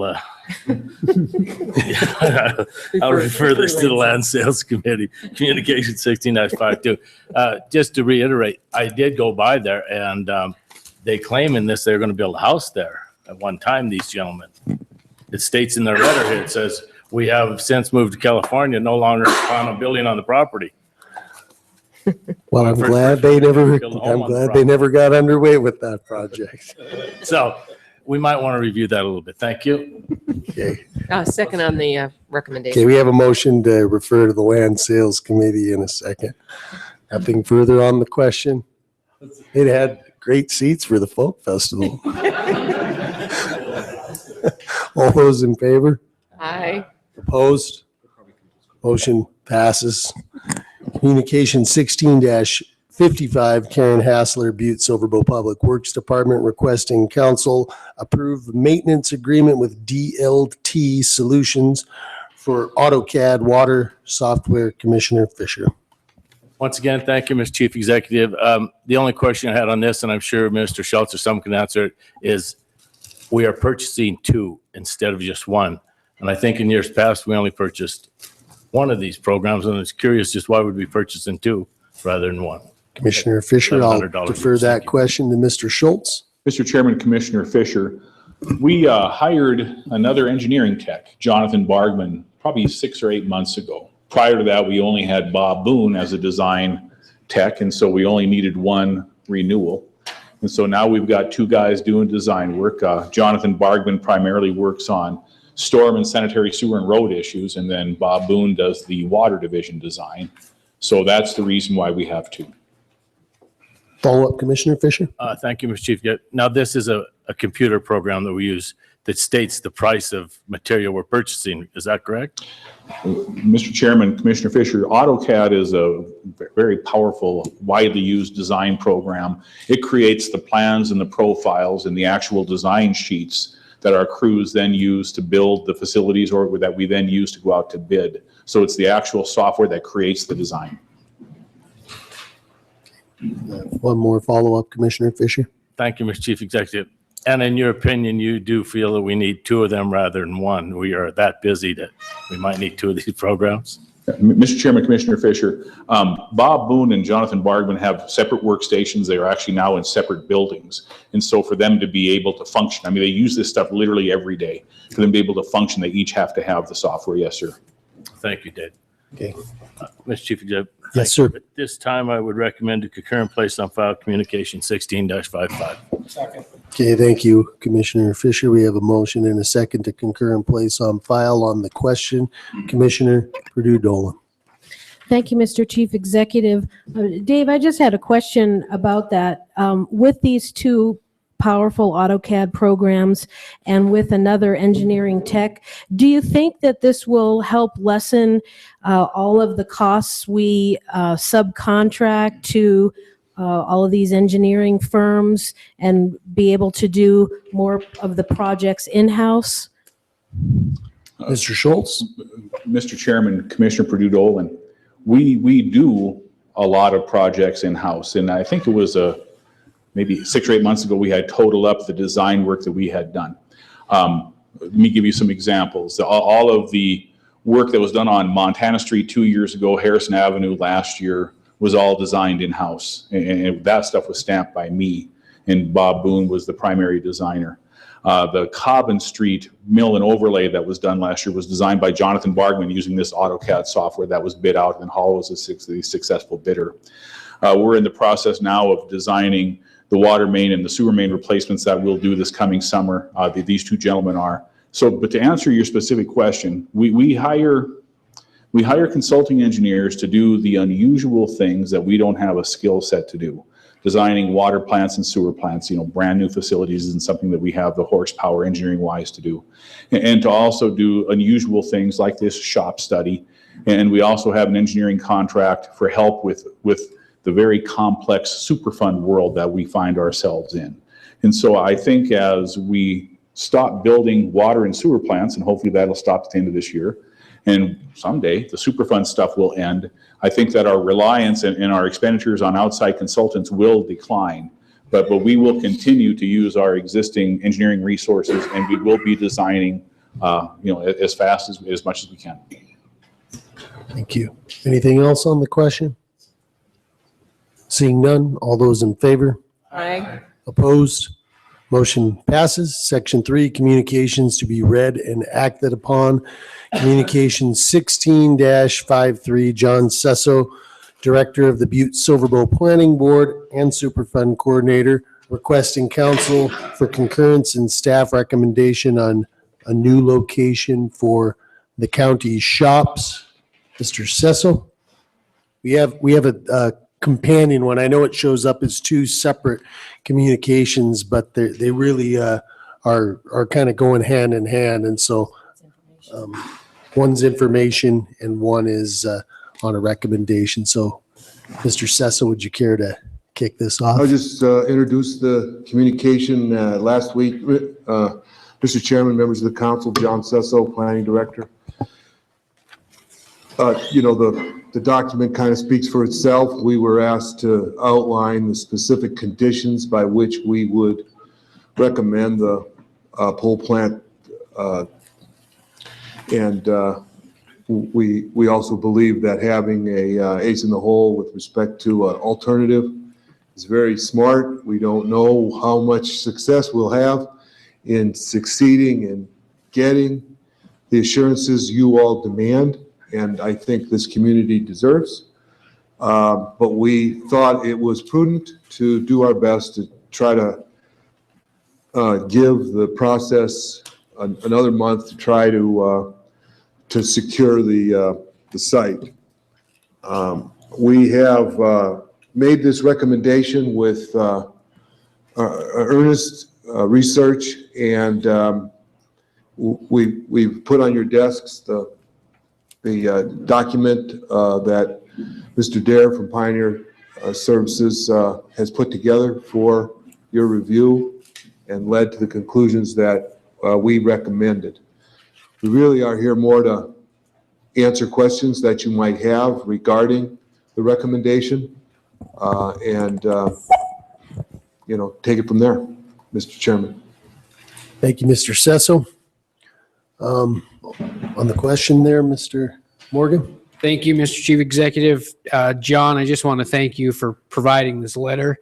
It was exactly what I was looking for. There were some key points in there that I think this body and Butte-Silver Bow needed to explore. And I think your list of 5 conditions that have to be met, I think they answer my questions, and I think they're very good. So thank you for listening to me, as one person, but I think this body and came up with those. I do think that they are hard demands. I think they're demands that are going to have to be met, and I'm not willing to move from these demands. But for its purpose, thank you for providing this letter. Thank you, Commissioner Morgan. Mr. Schultz, I think it might be appropriate at this point to kind of provide any last updated information on this, and then we can embark on a full discussion amongst the governing body here. So, Mr. Schultz. And John alluded to the documents that we placed at each of your stations this evening. We put up there the first document was a timeline. And I think it was talked about tonight that there's a lot of issues that come before you folks. And it's probably kind of hard to keep track how often we've revisited this issue. So this timeline can give you an idea of when this process began, when we've appeared before you in the past, what public presentations have been held, and that type of thing.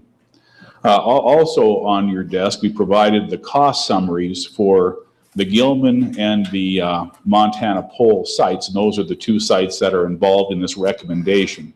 And then the big bound document that's at each of your stations is the siting study report itself. That's the fruits of the labor of our committee and of Andy Dare and his staff at Pioneer. And so our goal tonight is to ask you folks to concur in the council's in the staff's recommendation. And that is to have Montana Pole as our primary site, and that selection is because it turns out to be the lowest cost site. And from a financial standpoint, from a land use standpoint, and John can speak much better than I on land use, it just seems to be the site that rose to the top. Didn't rise to the top by much, and because there are some other issues with Montana Pole, the staff recommendation is also to have the Gilman land be our safety school, basically. If we're not able to get the assurances that the council has asked for and that the letter that John and I signed specifies, then we can always have, we will have negotiated some purchase options with Mr. Gilman, so that land will be available should we need it. And so we've got pretty much the entire committee here tonight that worked on this information. And so we can answer any questions that you folks may have regarding this this recommendation that we have made. We can also, there was a recent letter that came from MSE that kind of changed the parameters of what it was that they were offering. We've done an analysis of that, and if the council desires, we can outline our analysis of that offer that they made. There was some talk about the Columbia study, and we have people here who are expert and have read that and can speak to that. So there have been a lot of questions that we really hope to answer tonight and to try to give you satisfactory answers so that we can get, the communication was to get a final vote, and we'd like to get a final vote along the lines of what was in this letter that John drafted, where you folks would adopt the staff recommendation, allow us through the chief executive to pursue Montana Pole with Gilman in our back pocket, the Gilman land in our back pocket should we need it. Thank you, Mr. Schultz. As we embark on the question and answer and discussion, I would just like to thank the members of the selection committee, and I would like to thank Mr. Dare with Pioneer Technical. This is a process that began a year ago, and there has been a lot of hours and a lot of diligence, and certainly a lot of evaluation and consideration that's been put into this. And I know that there has been very few stones left unturned with the sites that were identified. And I thank Mr. Dare in particular for, I mean, I know he was getting paid for this, but he was very flexible and responsive to the changes as they came about, most notably and most recently with the letter that had us looking back at the drawing board with respect to the Mike Mansfield technology site. And so all of the work, all of the vetting that we had with our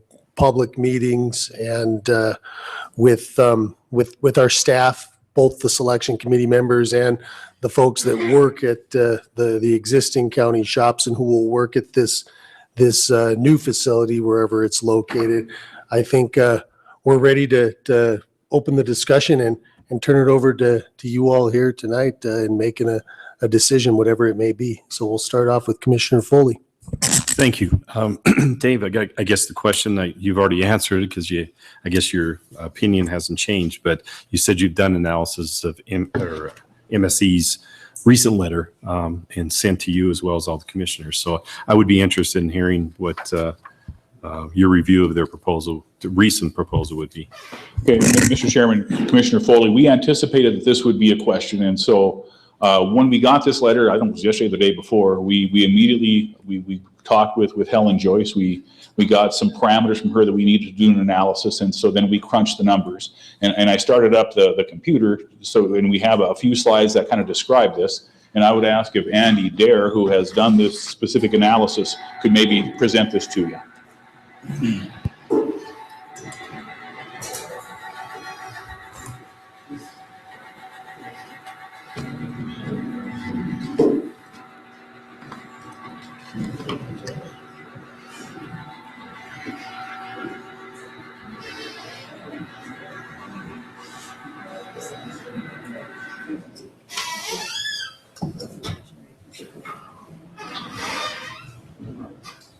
Good evening.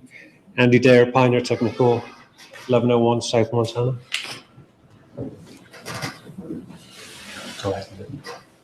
So following receipt of Helen Joyce's letter yesterday, we updated the preliminary estimate for the Mansfield site to include this new information. Can you hear me? Yeah. As before, site work, infrastructure, utilities, and any special or off-site costs were developed by Pioneer using the contractor rates from recent projects and also RS means estimating methods. And building costs were provided by SMA architects using their recent bid data and estimates from the local steel building erector, True North from Bozeman, RS means methods, and also updates to the original building construction costs, which were originally provided by Butte-Silver. So I'll run through this revised preliminary estimate and I'll highlight the changes that we've made in light of the new information. So first up, a new land cost value of 1.1 million has been used. This represents the owner provided cost at $50,000 per acre for the approximately 22 acres that have been identified for development here. A value of $866,000 is now included for site work. This cost includes the earthwork, concrete and asphalt work, including parking and roadway construction, and then also some landscaping costs. Obviously, the buildings and structures cost has been increased now to 6.35 million. This is the estimated cost to construct the 7 corral facility structures, and it's the same number as in each of the other options here. The site infrastructure cost is estimated to be about $672,000. This includes the automated entry gate, the fuel system, etc. And we do account for the existing site fencing and some other incidental facility benefits for the existing infrastructure there. Water and sewer utility costs to serve the new structures are estimated to be approximately $338,000. And this number at this point does not include any gas and electric costs. As far as offsite costs, we do have a value of $250,000 added, and this is to address a required upgrade to the railroad crossing, which comes across south of the site on Parkmont. I understand that's been identified as a cost that's $140,000.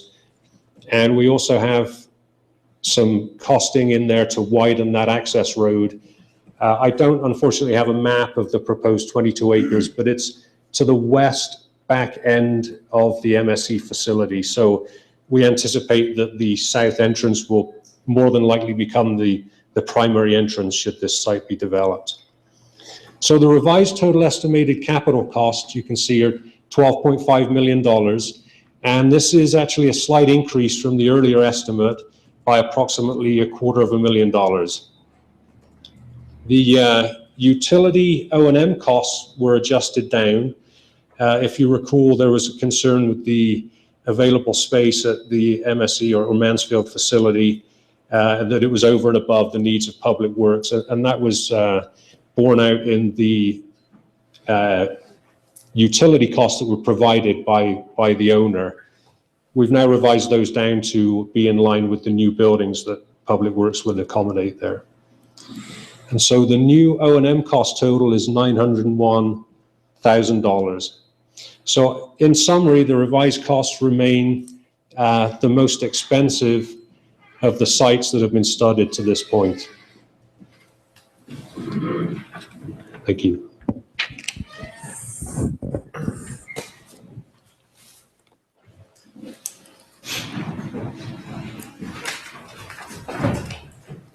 Thank you, Andy. Dave? Commissioner Sorch? Thank you, Mr. Chief Executive. Andy, or Dave, whoever, I guess. How did you arrive at the fleet maintenance cost? What kind of formula, or what did you use to get that number? And I think Andy might be the best to address that. Mr. Dare?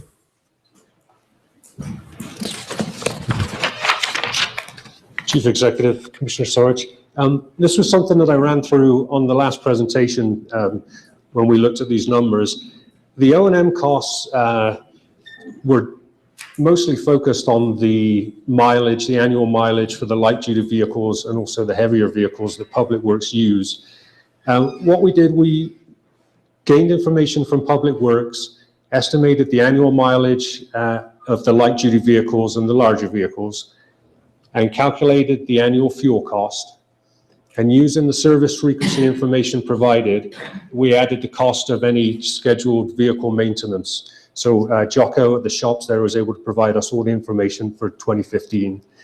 And then if you recall, I had a map that showcased the centroid of the urban area. We had the urban area boundary, and we identified the theoretical central location. And from that point, we calculated the road mileage distance from that point to the existing facility, and then also to each of the facilities that were under consideration.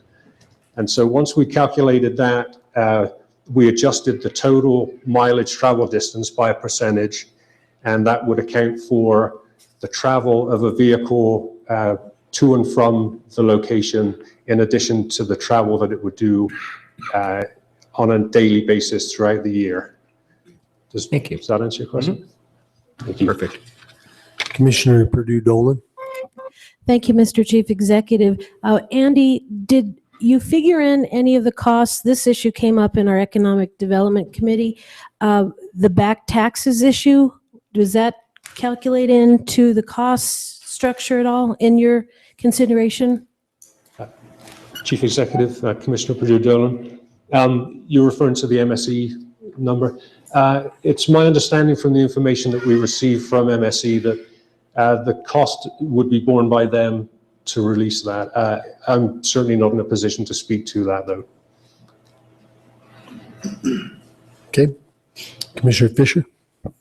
Thank you, Mr. Chief Executive. I guess I'll get weighed in on this and won't have to hear no more from you about it, but I'm not in favor of the Montana Pole site because I don't think it's a good idea to move from one contaminated site to another contaminated site, although we're assured that it is not contaminated no more. I've heard all the data. I realize what they're saying. I buy some, but I don't buy all of it. I don't think it's a good idea to move from one contaminated site to the other. As much as I'd like to weigh in with Mr. Furco and Ms. Joyce, the $50,000 an acre for bare land out there seems a little high to me, and the $12 million seems a little high overall cost, and it's a little far out, so I have a tough time going with that. If the vote were to be taken tonight, I would have to go with the Gilman site because it's by far the best site of the three. Thank you. Thank you, Commissioner Fisher. Commissioner Morgan? Thank you, Mr. Chief Executive.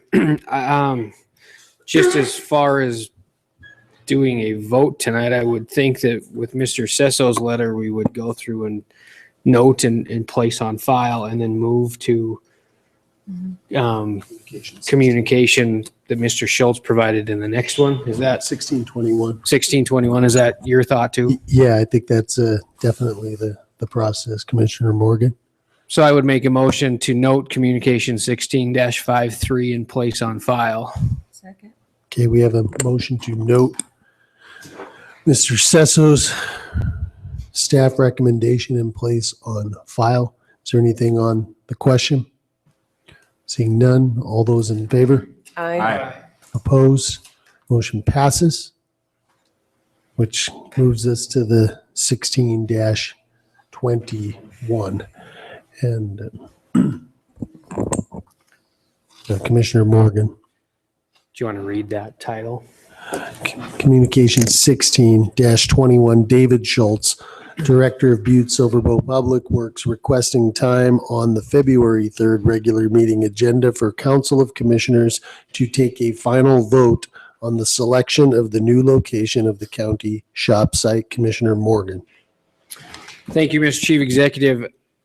As people have kind of figured out, I have a lot of questions about the pole plant, itself. I think there's some questions there that we have to ask DEQ and some other entities, but I think that's something that's worth exploring. And if they're willing to give us the commitment like it was stated in Mr. Sesso's letter, I mean, that's definitely a possibility to look at. I agree with Commissioner Fisher that the Gilman property, the second best site, is still a good one to look at. I think it's important that we look at both of them just to see where we sit with the state of Montana.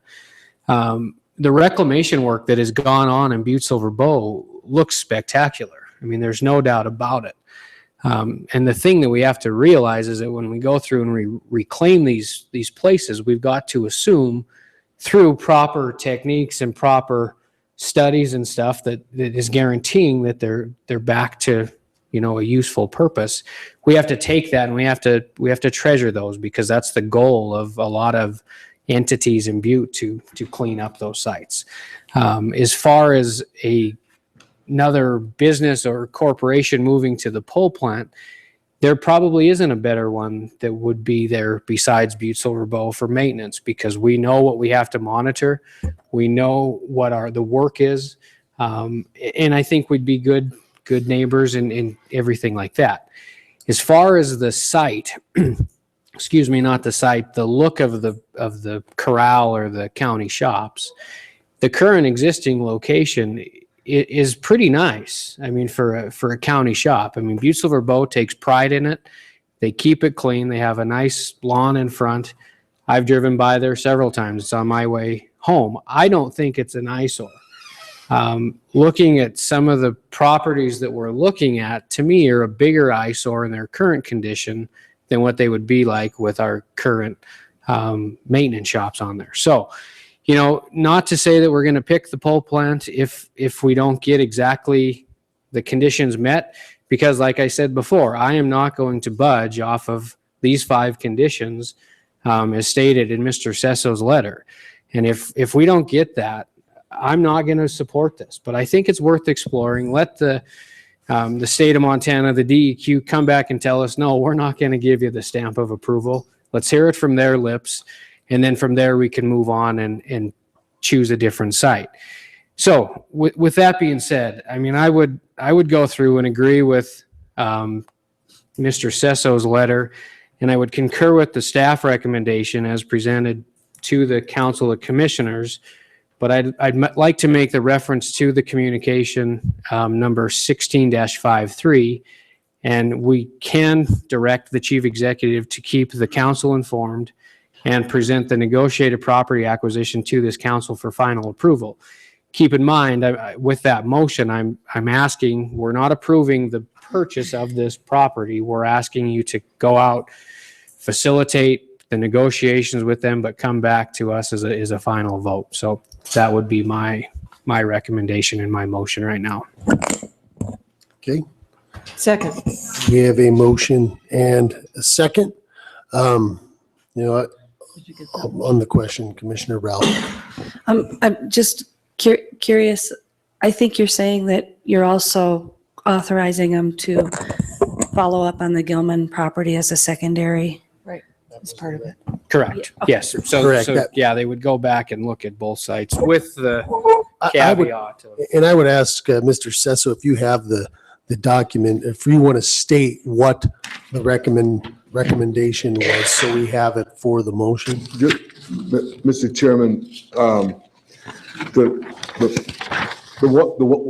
the one thing I wanted to do is respond to Commissioner Ralph's point is we're actually asking your approval, if I understand the motion correctly, to continue this negotiation with the state, get assurance and get these 5 conditions met.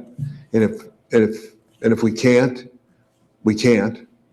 But more importantly, the motion was meant to give, for the council to give staff the authority to pursue the Gilman site starting tomorrow, in the sense that we are going to first have to do an appraisal. And in order to get an appraisal, you got to agree with the property owner on an appraiser and get that process going in earnest. And so just so you know what we mean when we said that the authorizes the chief executive to negotiate an option to purchase the Gilman property, and should it become necessary to actually negotiate the acquisition. We wouldn't negotiate the acquisition until the pole plant turns out to be not viable under our conditions. And the last thing I would mention with respect to our recommendation is that at some point, the Montana Department of Environmental Quality has got to assure this community that this site is safe, that it fully protects the environment and protects Silver Bow Creek, and that any use, whether it's the county shops or anything else we might propose for that area, or some other owner might propose for that area, is safe. And we have got to have the assurance that 20 years from now, if somebody decides that, just like has been decided now, in all due respect to Commissioner Fisher, I mean, we've never thought we would be moving the county shops when they were placed there. And we need assurance as a community to really make a recommendation to you and complete that acquisition. So just so you know, when tomorrow, if you pass the motion as it's been proposed, we will invite the Department of Environmental Quality to stand before you over the course of the next couple of weeks to make these representations one way or the other, to explain and describe the risks associated or how they have dealt with those risks. And we are going to commission an appraisal to get going on the acquisition of the Gilman property. That's what we're recommending, and making sure that we do not, and Butte-Silver Bow is not, the cause for any delay on the removal of the pair of tailings. We want to be lockstep with making sure this project moves forward. It has proven to be a catalyst for getting a lot of things going in our community, and we want to be right there doing our share to keep this process moving forward and breaking ground and start the long overdue process of removing those tailings. So that's our recommendation, and again, that's what we would do on the basis of the motion as it's been presented to you. It reads as follows: to concur in the staff recommendation as presented in this Council Communication 1653, and to direct the Chief Executive to keep the Council informed and present the negotiated property acquisition to the Council for final approval. And if you go back then to the guts of the recommendation, it says negotiate with DEQ on the basis of the 5 conditions as presented. We, of course, control condition number 5. That is a deed restriction that we would put in the transfer agreement, but those first 4 are all on them, and to concurrently go forward with the Gilman property. Thank you. So to maybe paraphrase the motion that's out there for consideration, Commissioner Morgan would like to concur with the staff recommendations and emphasize the 5 conditions as such stated in Communication 16-53. Okay, on the question, Commissioner Palmer. Thank you, Mr. Chief Executive. I guess I'll take this time to put my 2 cents worth in on this. I've stated before, I didn't think the pole plant was a good location. I appreciate all the work that went into it by Andy and John and all of the staff, and I appreciate the phone call, John, and our discussion, and I just ran out of time to get back with you, but to finish. But the pole plant and DEQ to happen in 2 weeks, we've been dealing with them for many moons now, years, and we haven't seemed to got anywhere. So I think in my book, I would almost rule that out. I can't see putting it there. And then the Gilman property, I like that for the county shops, but we want to be looking at this 10, 15 years from now. What is the community going to look like? That's one of the entryways into the community too, and so is the pole plant. I think that I would rather see, as long as we're siting this place, put it on the outskirts or down south of town.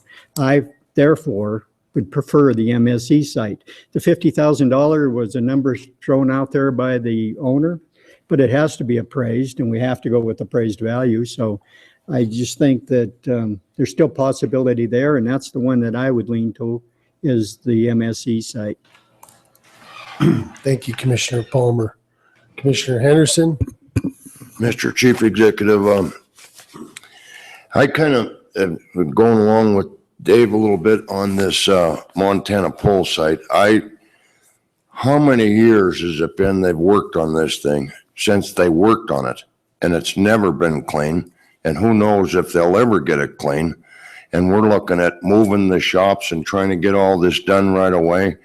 And I just think by the time they start the parrot removal and everything, that there is going to be time for DEQ to make their cleanup procedures and everything, if they'll even do it, because it's been how many years and it's still contaminated down there, the whole place. And I can't be convinced it isn't contaminated. And so I just, then they're going to try to go over that, and it's not a good place to be. And I'm not quite sure on the second choice. I think Gilman's a great choice, that property, and I think MSE could be considered, depending on price and a few other things. But we were told last week when we were here that MSE couldn't be considered. And I remember Mr. Schultz, I think, told us that.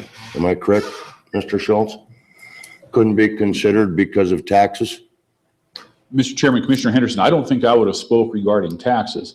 It was 2 weeks ago, we recommended that the 2 sites that we were going to recommend you pursue were the Montana pole and the Gilman property. We had further discussion last week. I don't recall a tax discussion last week, but I think that the taxes are an issue with respect to the MSE property. Okay, so anyway, just to conclude, I don't believe that DEQ will do this, and I do believe it's contaminated out there. Sure, more serious than a lot of people know, and that's my opinion about the pole plant. But like I said, the Gilman site, it's an awesome site, but then again, you've heard from the audience earlier tonight about some of the looks, and it might be better outside of town, but then the cost goes up too of transporting back and forth. So that could be a decision, but the Montana pole is definitely off my radar. Thank you, Commissioner Henderson. Commissioner Fisher? Once again, thank you, Mr. Chief Executive. I agree with the Commissioner Palmer, Commissioner Henderson. I think the DEQ's time frame and timeline of working with the contingencies proposed is going to be a little difficult. And, besides that point, a lot of people in Butte-Silver don't trust them people that, with the private negotiations going on and everything. And a lot of people don't trust the EPA and the DEQ for things that have been going on, and it's a hot topic in Butte right now, and I just don't know that it's the right thing to do. And the communication before us right now is to allow you, Mr. Chief Executive, with all due respect, to negotiate one of the two properties. And, like I said, with due respect, you're one of the ones that are in on the negotiation. So I'm not sure if that's the right thing to do either, to have you in a position to have to negotiate in a position where you're in the negotiation to private, and then you get to decide whether we buy the Montana Pole site or not. I'm not comfortable at all with the Montana Pole site. And the MSE site, I just think that it would have been good, but they just started a little too late. I mean, we started this in 2014, it's 2016. And I mean, I think it's time we got to make a decision, and I think we should do it sooner the better and move on with it. Thank you. Thank you, Commissioner Fisher. For what it's worth, we're not going to choose one side over the other without bringing it back to this body. And I totally hear the concerns with the Montana pole plant, which is really why we put those conditions in there that are part of the motion, and we're not compromising on those. Just as we need to move our county shops in order to be assured by the state of Montana to get a cleanup, an adequate cleanup for our community and the environment at the county shops, Parrot tailings location. We're using this as an opportunity not to move from one contaminated site to another contaminated site. We're looking at it as a way to put the DEQ in the state of Montana on notice that we're giving them an opportunity to step up and provide us the same assurances that we're going to be given a clean remediation and cleanup at the Montana pole plant prior to us considering it and moving forward with that construction. If they can't do that, it's on them, not on us. I'm not going to, argue with you guys on this, but it's not our decision, in my opinion, to be saying what the DEQ in the state of Montana can and can't or will or won't do. Let's put it on them as one of these conditions, and we'll find out soon in the next couple weeks to a month, I guess, to find out whether they're willing to abide by the conditions that we place on it. And that's why we don't want to waste any time. If that isn't the case, we want to be able to move quickly to the other piece on this. And in respect to MSE, I mean, I guess I would just, I want to applaud and acknowledge Helen Joyce and her folks' dogged persistence and efforts to have us look at this site. And rest assured, with all due respect, we have looked at that site. We don't feel that it's going to work for this one. And as it relates to what's going on there, we have been partners, as she alluded to, for the past couple of years, helping them find liquidity and an end game, because we want to see them succeed in the big picture out there. We've been their partner from the beginning. We're their partner today, and we'll be their partner tomorrow as we move through finding the end game for the MSC property. Unfortunately, at this time, I just don't think it's in the cards to be considered as one of the locations for our county shops. So I'll move down the line. Now we have Commissioner Perdue-Dolan, Commissioner Sorich, and Commissioner McDonough, and Commissioner Anderson up after that weighing in here. So Thank you, Mr. Chief Executive. I just want to say that I talked with about 20 people in person today, and every single one of them were totally against the Montana pole site.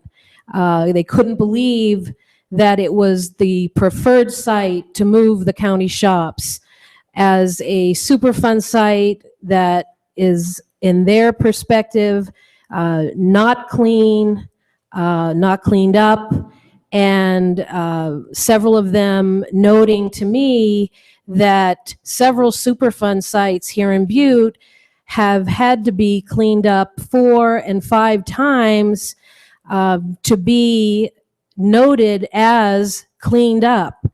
And the wonderful thing that we have tonight is the fact that we are in control of making this decision, not the state, not the federal government, we here in this room for the folks of Butte-Silver Bow. And to make that decision, to make the most important decision to where to move the shops, to keep the health and safety of the folks who work in the county shops paramount, to keep the risk down for those folks who live there and work there. I would take Montana Poll right off the table. It makes absolutely no common sense to me to move one Superfund site to another. The Gilman site makes more sense. I understand Mr. Furco's comments from the get-go. I appreciate MSC's site selection. That makes sense. It is a lot more expensive. But I wanted to be on the record tonight with the folks that I spoke with over the course of this discussion to move the shops to a site that is contaminated. And if you want to take, and I know, and I appreciate Mr. Schultz and Mr. Sesso's letter and all the work that Mr. Dare has done.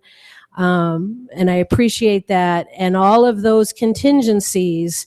But I also know and have seen what has happened in the state of Colorado with the EPA and the river and the lack of accountability. And I keep that in the back of my mind. And I don't want those kinds of things to be happening if we move the county shops to the Montana Poll and down the road someone says, oops, sorry. I don't want that to happen again. So I just want to be on the record to say no to Montana Poll. And if we have other options available, let's look at those. Thank you. Thank you. Commissioner Sorge. Thank you, Mr. Chief Executive. Might as well follow suit. I guess I'm not real favor in the poll plant either.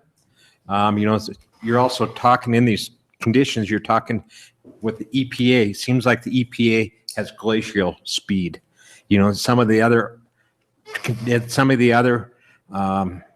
questions we've tried, or even the agreements, it's taken years to get them done. So that's a concern. That's a concern of mine. The cost between the Gilman and the poll plant, there is, but we also want to get this done as everybody wants to. We want to get this done and have it finalized, hopefully by May, sometime. Even, I suspect even, if we have to negotiate with the Gilman properties, getting this done by May is going to be a struggle, So that's just, I would, with everybody else, I would say we take the poll plant right off of the table. Thank you, Commissioner Sorge. Commissioner Anderson. Okay, thank you very much, Chief Executive. No, wait a minute. You're right. I thought it was McDonough's turn first. It's Commissioner McDonough's turn, then it's your turn. Thank you, Mr. Chief Executive. Just to start my comments, the current parent tailings are in District 8, my district, and the county shops are, of course, on top of it. We've talked aesthetics of the county shop and the location. First of all, Butte-Silver Bow is a great neighbor. We keep it clean. We maintain it. I think the public has a misperception of how much traffic goes in and out of the shop. We run police cars and shops out when we start our shifts and we go back for loads, but I don't think we're moving tons of traffic in and out of there. I think part of the reason that it looks the way it does is because if you're going to cap 22 acres of mine waste, you're going to cap it with asphalt. I think moving forward, we have much more opportunity to make it aesthetically pleasing so it blends in wherever we're going to put it, right? More landscaping, and we don't have to, if we don't have a contaminated site on top of tailings, we can add, less asphalt and more landscaping and aesthetics to address those issues. I think that we have to back up and consider the offer from the state of Montana. I know the DEQ has been slow to move, but currently we're in an election year, and Governor Bullock is the only governor in my time, or I think anyone's time, that's offered to move them. How it came to be, I'm not exactly sure, but we have an offer on the table from the state. If things change in the political landscape and Governor Bullock is no longer there, does the offer remain on the table from the state of Montana? We are on a time-sensitive issue here to take a very genuine offer for Butte-Silver Bow to move forward, no matter where we put it, but we are on the clock. I hope we all consider that all of the work that's been paid for by the state, I know they move slow in the DEQ, but they've paid for the study, not Butte-Silver Bow. They've studied it for over a year. We have options in front of us. We may not agree with all of them, but I think that the perception of the county shop being a boondoggle that needs to be buried or placed out of mind, out of sight is a poor inclination of our efforts at Butte-Silver Bow. We do a very good job of maintaining our property. We have very competent people that work for us there. I think people have a misperception of the traffic that goes in and out of there. I probably led the misperception with the hot mix plant. Outside of the hot mix plant, I don't see any complications with putting, in fact, if we were to dig them out and put them back where they're at, with more landscaping right where they're currently at, it would be fine with me as the representative of District 8, because I know how clean we keep them. I'm not in favor necessarily of the pole plant either. I know last week I made comments that said that we should locate the hot mix plant with the shops, and we have a stipulation in the current proposal or motion in front of us tonight to exclude that if they're placed on the pole site. With that said, I'm not even sure that we should be in the business of a hot mix plant down the road. I know that leads to another discussion, but I think we are on the clock. We've weighed the issues in front of us for a long time, and I want to go on the record saying that I think that we've thoroughly investigated, whether we all agree on it or not, and we're not going to, but I think that we've done a nice job of vetting our options. We have an offer in front of us. I'm comfortable with the Gilman site. I do recognize the potential of the MSC site. Maybe if it's not county shops, that it's for definite economic development and strength for Butte-Silver Bow, but I hope we can wrap this up soon. Thank you, Commissioner McDonough. Commissioner Anderson. Thank you very much, Chief Executive. I'll throw in my 2 cents as well. First off, I, like a lot of citizens in Butte-Silver Bow, I feel have very little to zero trust for the EPA and the cleanup effort that has been moving on forward. I think that it has shown time and again their inefficiency in dragging their feet and everything else humanly possible.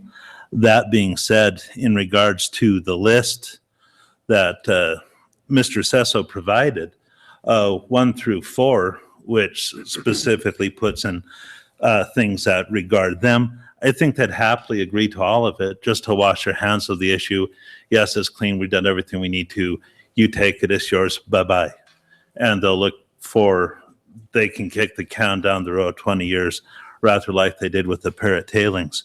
So that being said, I don't think there's any real advantage of having those first 4 there anyway. As for the 5th condition, not to place a county asphalt plant there, when I remember talking about this for the last year and a half, it seemed to me that one of the major goals and one of the big ideas that we could do when we moved the plant was having the county shops was having the hot plant and crusher and everything all kind of under one umbrella. And I kind of like that idea. I think it's a good idea. And with the 5th stipulation, not having that there eliminates that altogether. So with those 2 factors, And listening to this body tonight, I don't think there's very many people here at all who even like the idea of using the pole plant. When you look at the numbers, they're a push. There's $200,000 difference with a 25% contingency. So that's pretty much a wash in my goal of finding a new place for this. So I don't think there's any real difference about it, except for with those things there. I don't think there's anything that's going to preclude the state, the EPA, from getting rid of this. So I would make a motion at this time, after listening to the rest of the commissioners here tonight, to eliminate the pole plant from further consideration and go into discussions with Gilman, with the secondary option, if that fails, would be to move ahead with discussions with MSC. Okay, we have a motion and a second to eliminate the pole plant and proceed with the Gilman property only? Is that? The Gilman property with the secondary property being MSC. Okay. That's a substitute motion? Yes. Okay, we have a motion and a second on that. I don't know if that trumps the comments that were going to be input by Commissioner Foley. Thank you. This is a very tough issue here, and one that I think we're complicating it more than we have to, but that's world politics. And I think everybody knows in this room, I lose either way on no matter where it's at in either side. I think Mr. Furco hit on some real strong points, which I don't think are really considered. I think he legitimately made up some good points of, why even the other side is not a good location. It is an entrance to our town. If you look there now, it looks terrible. You're right, Mr. Commissioner Morgan made some good points. I mean, it looks bad there. There's also railroad tracks running through that property too, which has never been really brought up if anybody wants to take a look at it. But either case, this is a decision that we have to make, okay? And it's just like any other issue. When there's a subdivision in your neighborhood and your neighbor is upset about it, you're going to vote against it. And obviously, I'm going to vote against both. But at the same time, I appreciate Mr. Cecil and the work that was done and the compromise of not a hot plant there. At least that's a middle ground. And I think we're pretty naive to think here that no matter what site we go to, that there isn't going to be contamination. Remember the paratailings? Are we going to get all the contaminants there? No. The railroad tracks and the road that's going over there, there's contaminants there. It's not going to be a perfect solution for this community, no matter where it's at on the hill. So, let's move forward on it. Let's make a decision. There's going to be winners and losers in this, and let's not just keep dragging this out. I think the research is in front of you. If we would like to put it on the outskirts, but I'm not stupid. I've been in this council long enough. I know that, it's going to be driven by money and what's the most economically means for this community. So let's get some voting done here. Commissioner Ralph. Thank you. In listening to what everybody says, I kept waiting for somebody to add a motion to the end of their statement that they preferred the Gilman site and wanted to take the hot plant or the pole plant off the list. There have been a lot of good comments made tonight, and I feel for Mr. Furco, and I'd love to do something for the MSC site, but I don't believe this is the right thing to do for the MSC site. So I'd like to make a substitute motion. A motion to end all motions, that we move forward with the Gilman property, pursuing the Gilman property. And that's all, just the Gilman property. Second. Okay, we have a motion and a second that narrows the choices to one, that being the Gilman property. If there's nothing on the question, we can cast our votes here. Commissioner Henderson. Well, I just had one question. Earlier tonight, Dave said Mr. Schultz said we had anybody here could answer any questions and that. And it's not in any type favoritism for any one of the selections, but what I did want to know is I went through this workbook for Columbia University and Montana State University. And I mean, it's about the size of the Pioneer almost. I mean, it's huge. And, Dave, could you possibly, I didn't know if you were the one that wanted to comment on the Columbia Montana State deal here, or workbook, or would, okay, I got it. Because I did see your name here at the beginning, and I just was wondering, you know, how serious was this taken to this study? Chairman Vincent, Commissioner Henderson, I'm Julia Crane, Special Projects Planner in the Planning Department here at Butte-Silver Bow. This was not a commissioned study. This was a colleague of mine, Lynette Witter, who's a professor at the Earth Institute at Columbia University, who over the course of the past year and a half has had a keen interest in Butte and some of the environmental issues that are occurring here in this community, and thought it would be a really wonderful learning experience for her students who are in this very urban environment to sort of understand the role that contamination, or really any civic decision, plays in a community. In that, they looked at this idea that we were going to be moving the county shops from their current location to another location in the community due to the need to remove the parrot tailings. So essentially what they did is they were asked to look at that process through a sustainability lens. And when we talk about sustainability, really what we're trying to do is we're trying to incorporate features into design that sustain or promote the longevity of natural resources. And so this was actually not a site selection analysis, but rather running through that process to develop a tool that would aid the community, and the community being Butte-Silver Bow, to make decisions that would incorporate sustainability practices into future civic projects. For example, one of the ideas that we have, that you may have read if you have read the study, and if you have not, I can get that to you, but there's a particular parcel south of the Mansfield Center, which is adjacent to a power plant. The power plant would essentially take that, the county shops would take that energy, for instance, and harness the energy from that power plant and use it to heat their crusher facility. Another consideration would be the use of solar panels to harness the power of the sun and then use that energy to then heat or light their building.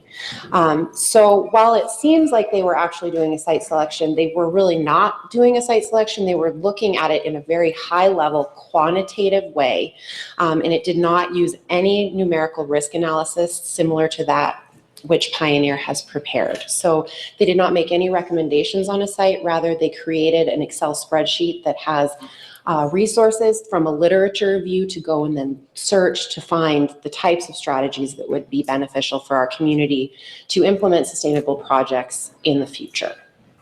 Does that answer your question, Commissioner Henderson? Follow up? Well, thank you for explaining that, Julia. I'm sorry. It's a really arbitrary. I'll tell you what, I spent a lot of time going through that, a lot of hours, and I mean, I know they got an A out of it, I think. No, I'd have gave them one, so thank you very much. You're welcome. Nothing further on the question, Commissioner McDonough. Thank you, Mr. Chief Executive. On the motion to end all motions, I mean, I have a tough time with one option because, as we know, like the wrench is thrown in the mix and something doesn't work.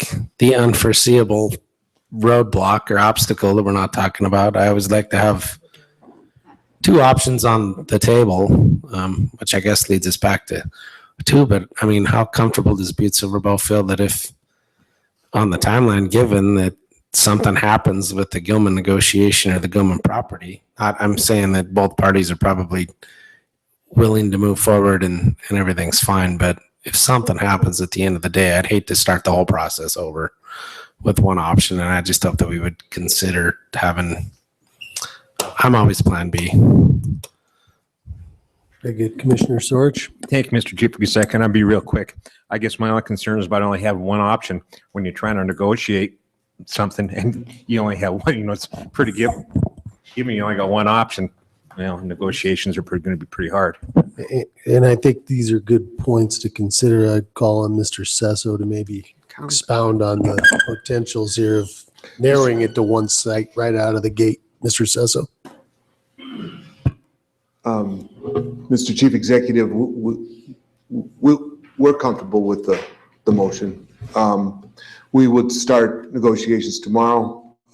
If we run into the unforeseeable, I think you have the authority to, when we come back and say, hey, that didn't work, then you would have to have this discussion again and pick one of the other ones that we've already analyzed. We wouldn't have to start the process from scratch. We don't really have a, barring, I guess is what you described, something that we haven't seen already. We've done a pretty good level due diligence on this particular site. I would assure the council that as far as our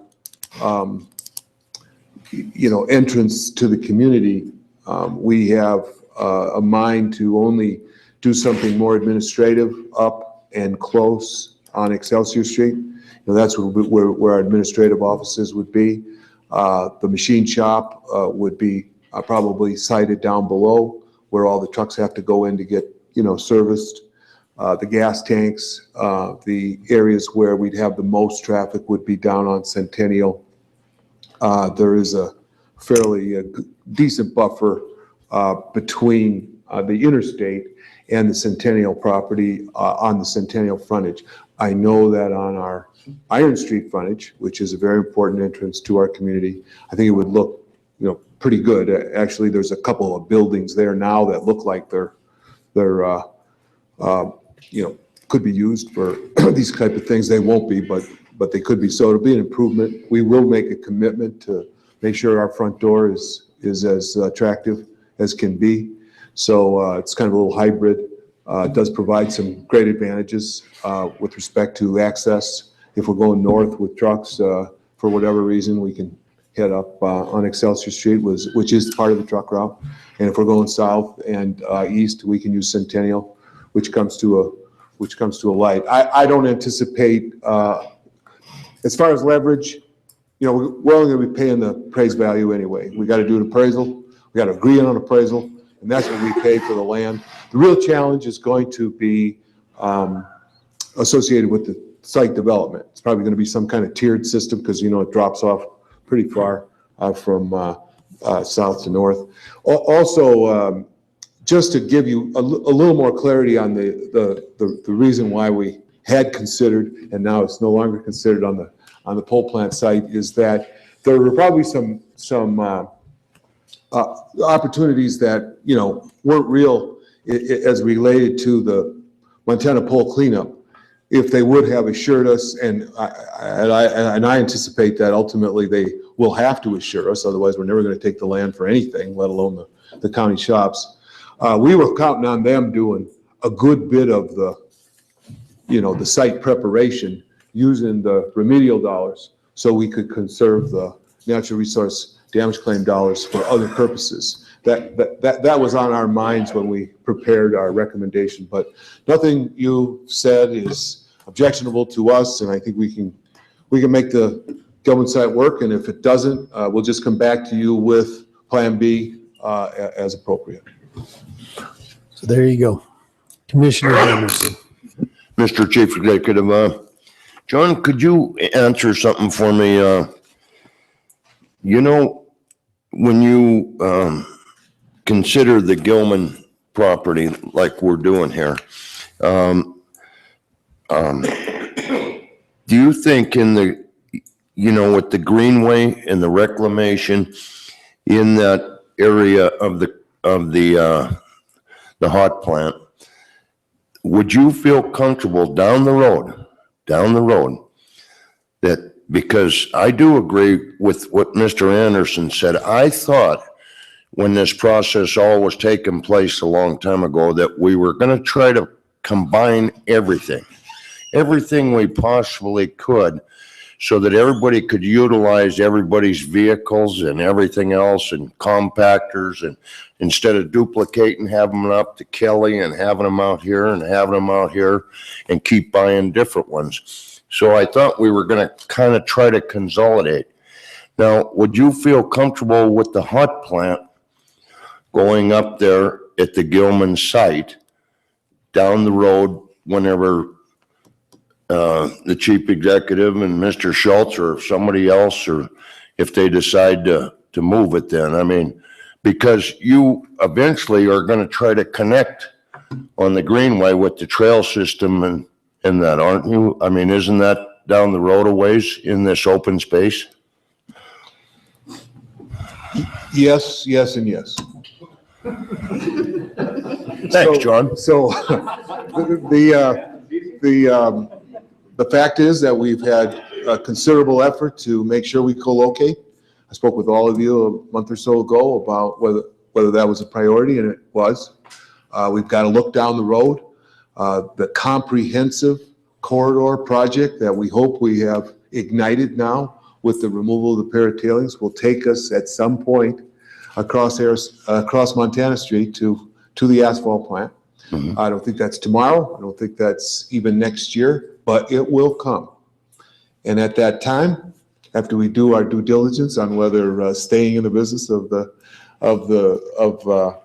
producing asphalt, which I hope we do, because I think it still remains a vital asset for our community.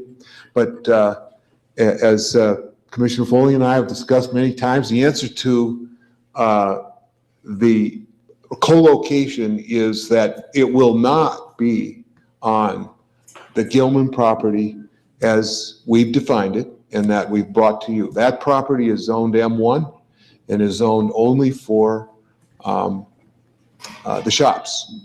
However, right next door, there is 30-some acres that is zoned M2, which is satisfactory for an asphalt plant.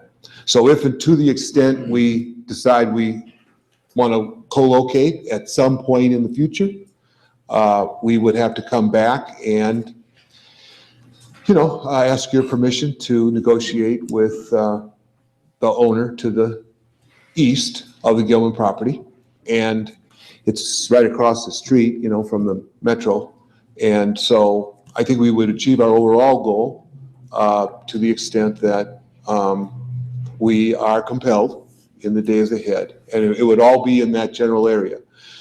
We would have to take we would have to make considerable effort to make sure that the view shed of the asphalt plant and any operation of it would be properly buffered from the Hamlin Heights neighborhood to the north on South Excelsior Drive. But I think there's a path forward to be able to achieve the consolidation goal along Centennial Avenue without changing any of the current zoning that we have in place. Thanks, John. Commissioner McDonough. Thank you, Mr. Chief Executive. I'll make this quick, but John, wasn't the hot mix plant where the current Metro plant is before we moved it to its current location? Yes. Yes. So we're talking its previous location before its present location was Right across the street. right across the street. Okay, thank you. Call for the question. Okay. So this is on the motion to end, Commissioner Ralph's motion to end all motion to select the Gilman site and the Gilman site only. And we've discussed this, so we know what happens in any event with that site. So please cast your votes. All votes in. Clerk, can you please record? 7 yea and 5 nay. And the motion passes, and we will begin tomorrow negotiating with Gilman Construction for that piece of property as the site for our new city-county shops. Thank you for the thorough discussion. Thank you again to our staff for providing the evaluation and recommendations. Thank you to our consultant, Pioneer Technical, and Mr. Darren, whatever assistance you received from your colleagues. So moving forward. Should place that one on file. I didn't. See? and place on file.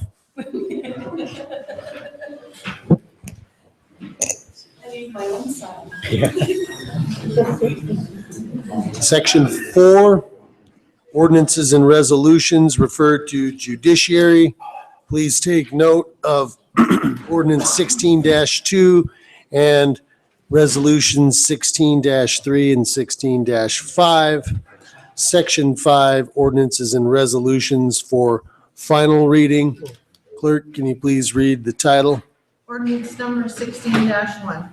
An ordinance amending section 4 of ordinance number 204 and section 10.40.050 of the Butte-Silver Municipal Code, BSBMC, entitled Speed Limit, establishing a 15-mile-per-hour speed limit on West Granite Street from Western Avenue on the east to Main Street on the west, and providing for an effective date herein. Thank you, Commissioner Shaw.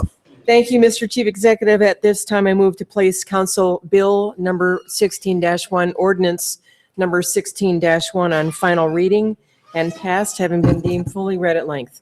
Second. Okay, we have a motion and a second. Please cast your votes. All votes in. Clerk, can you please record? 11 yay. And did somebody not vote? Brendan, Brendan, yay or nay? Verbal. Okay, so 12 yay. Well, Resolution number 16-4, please read the title.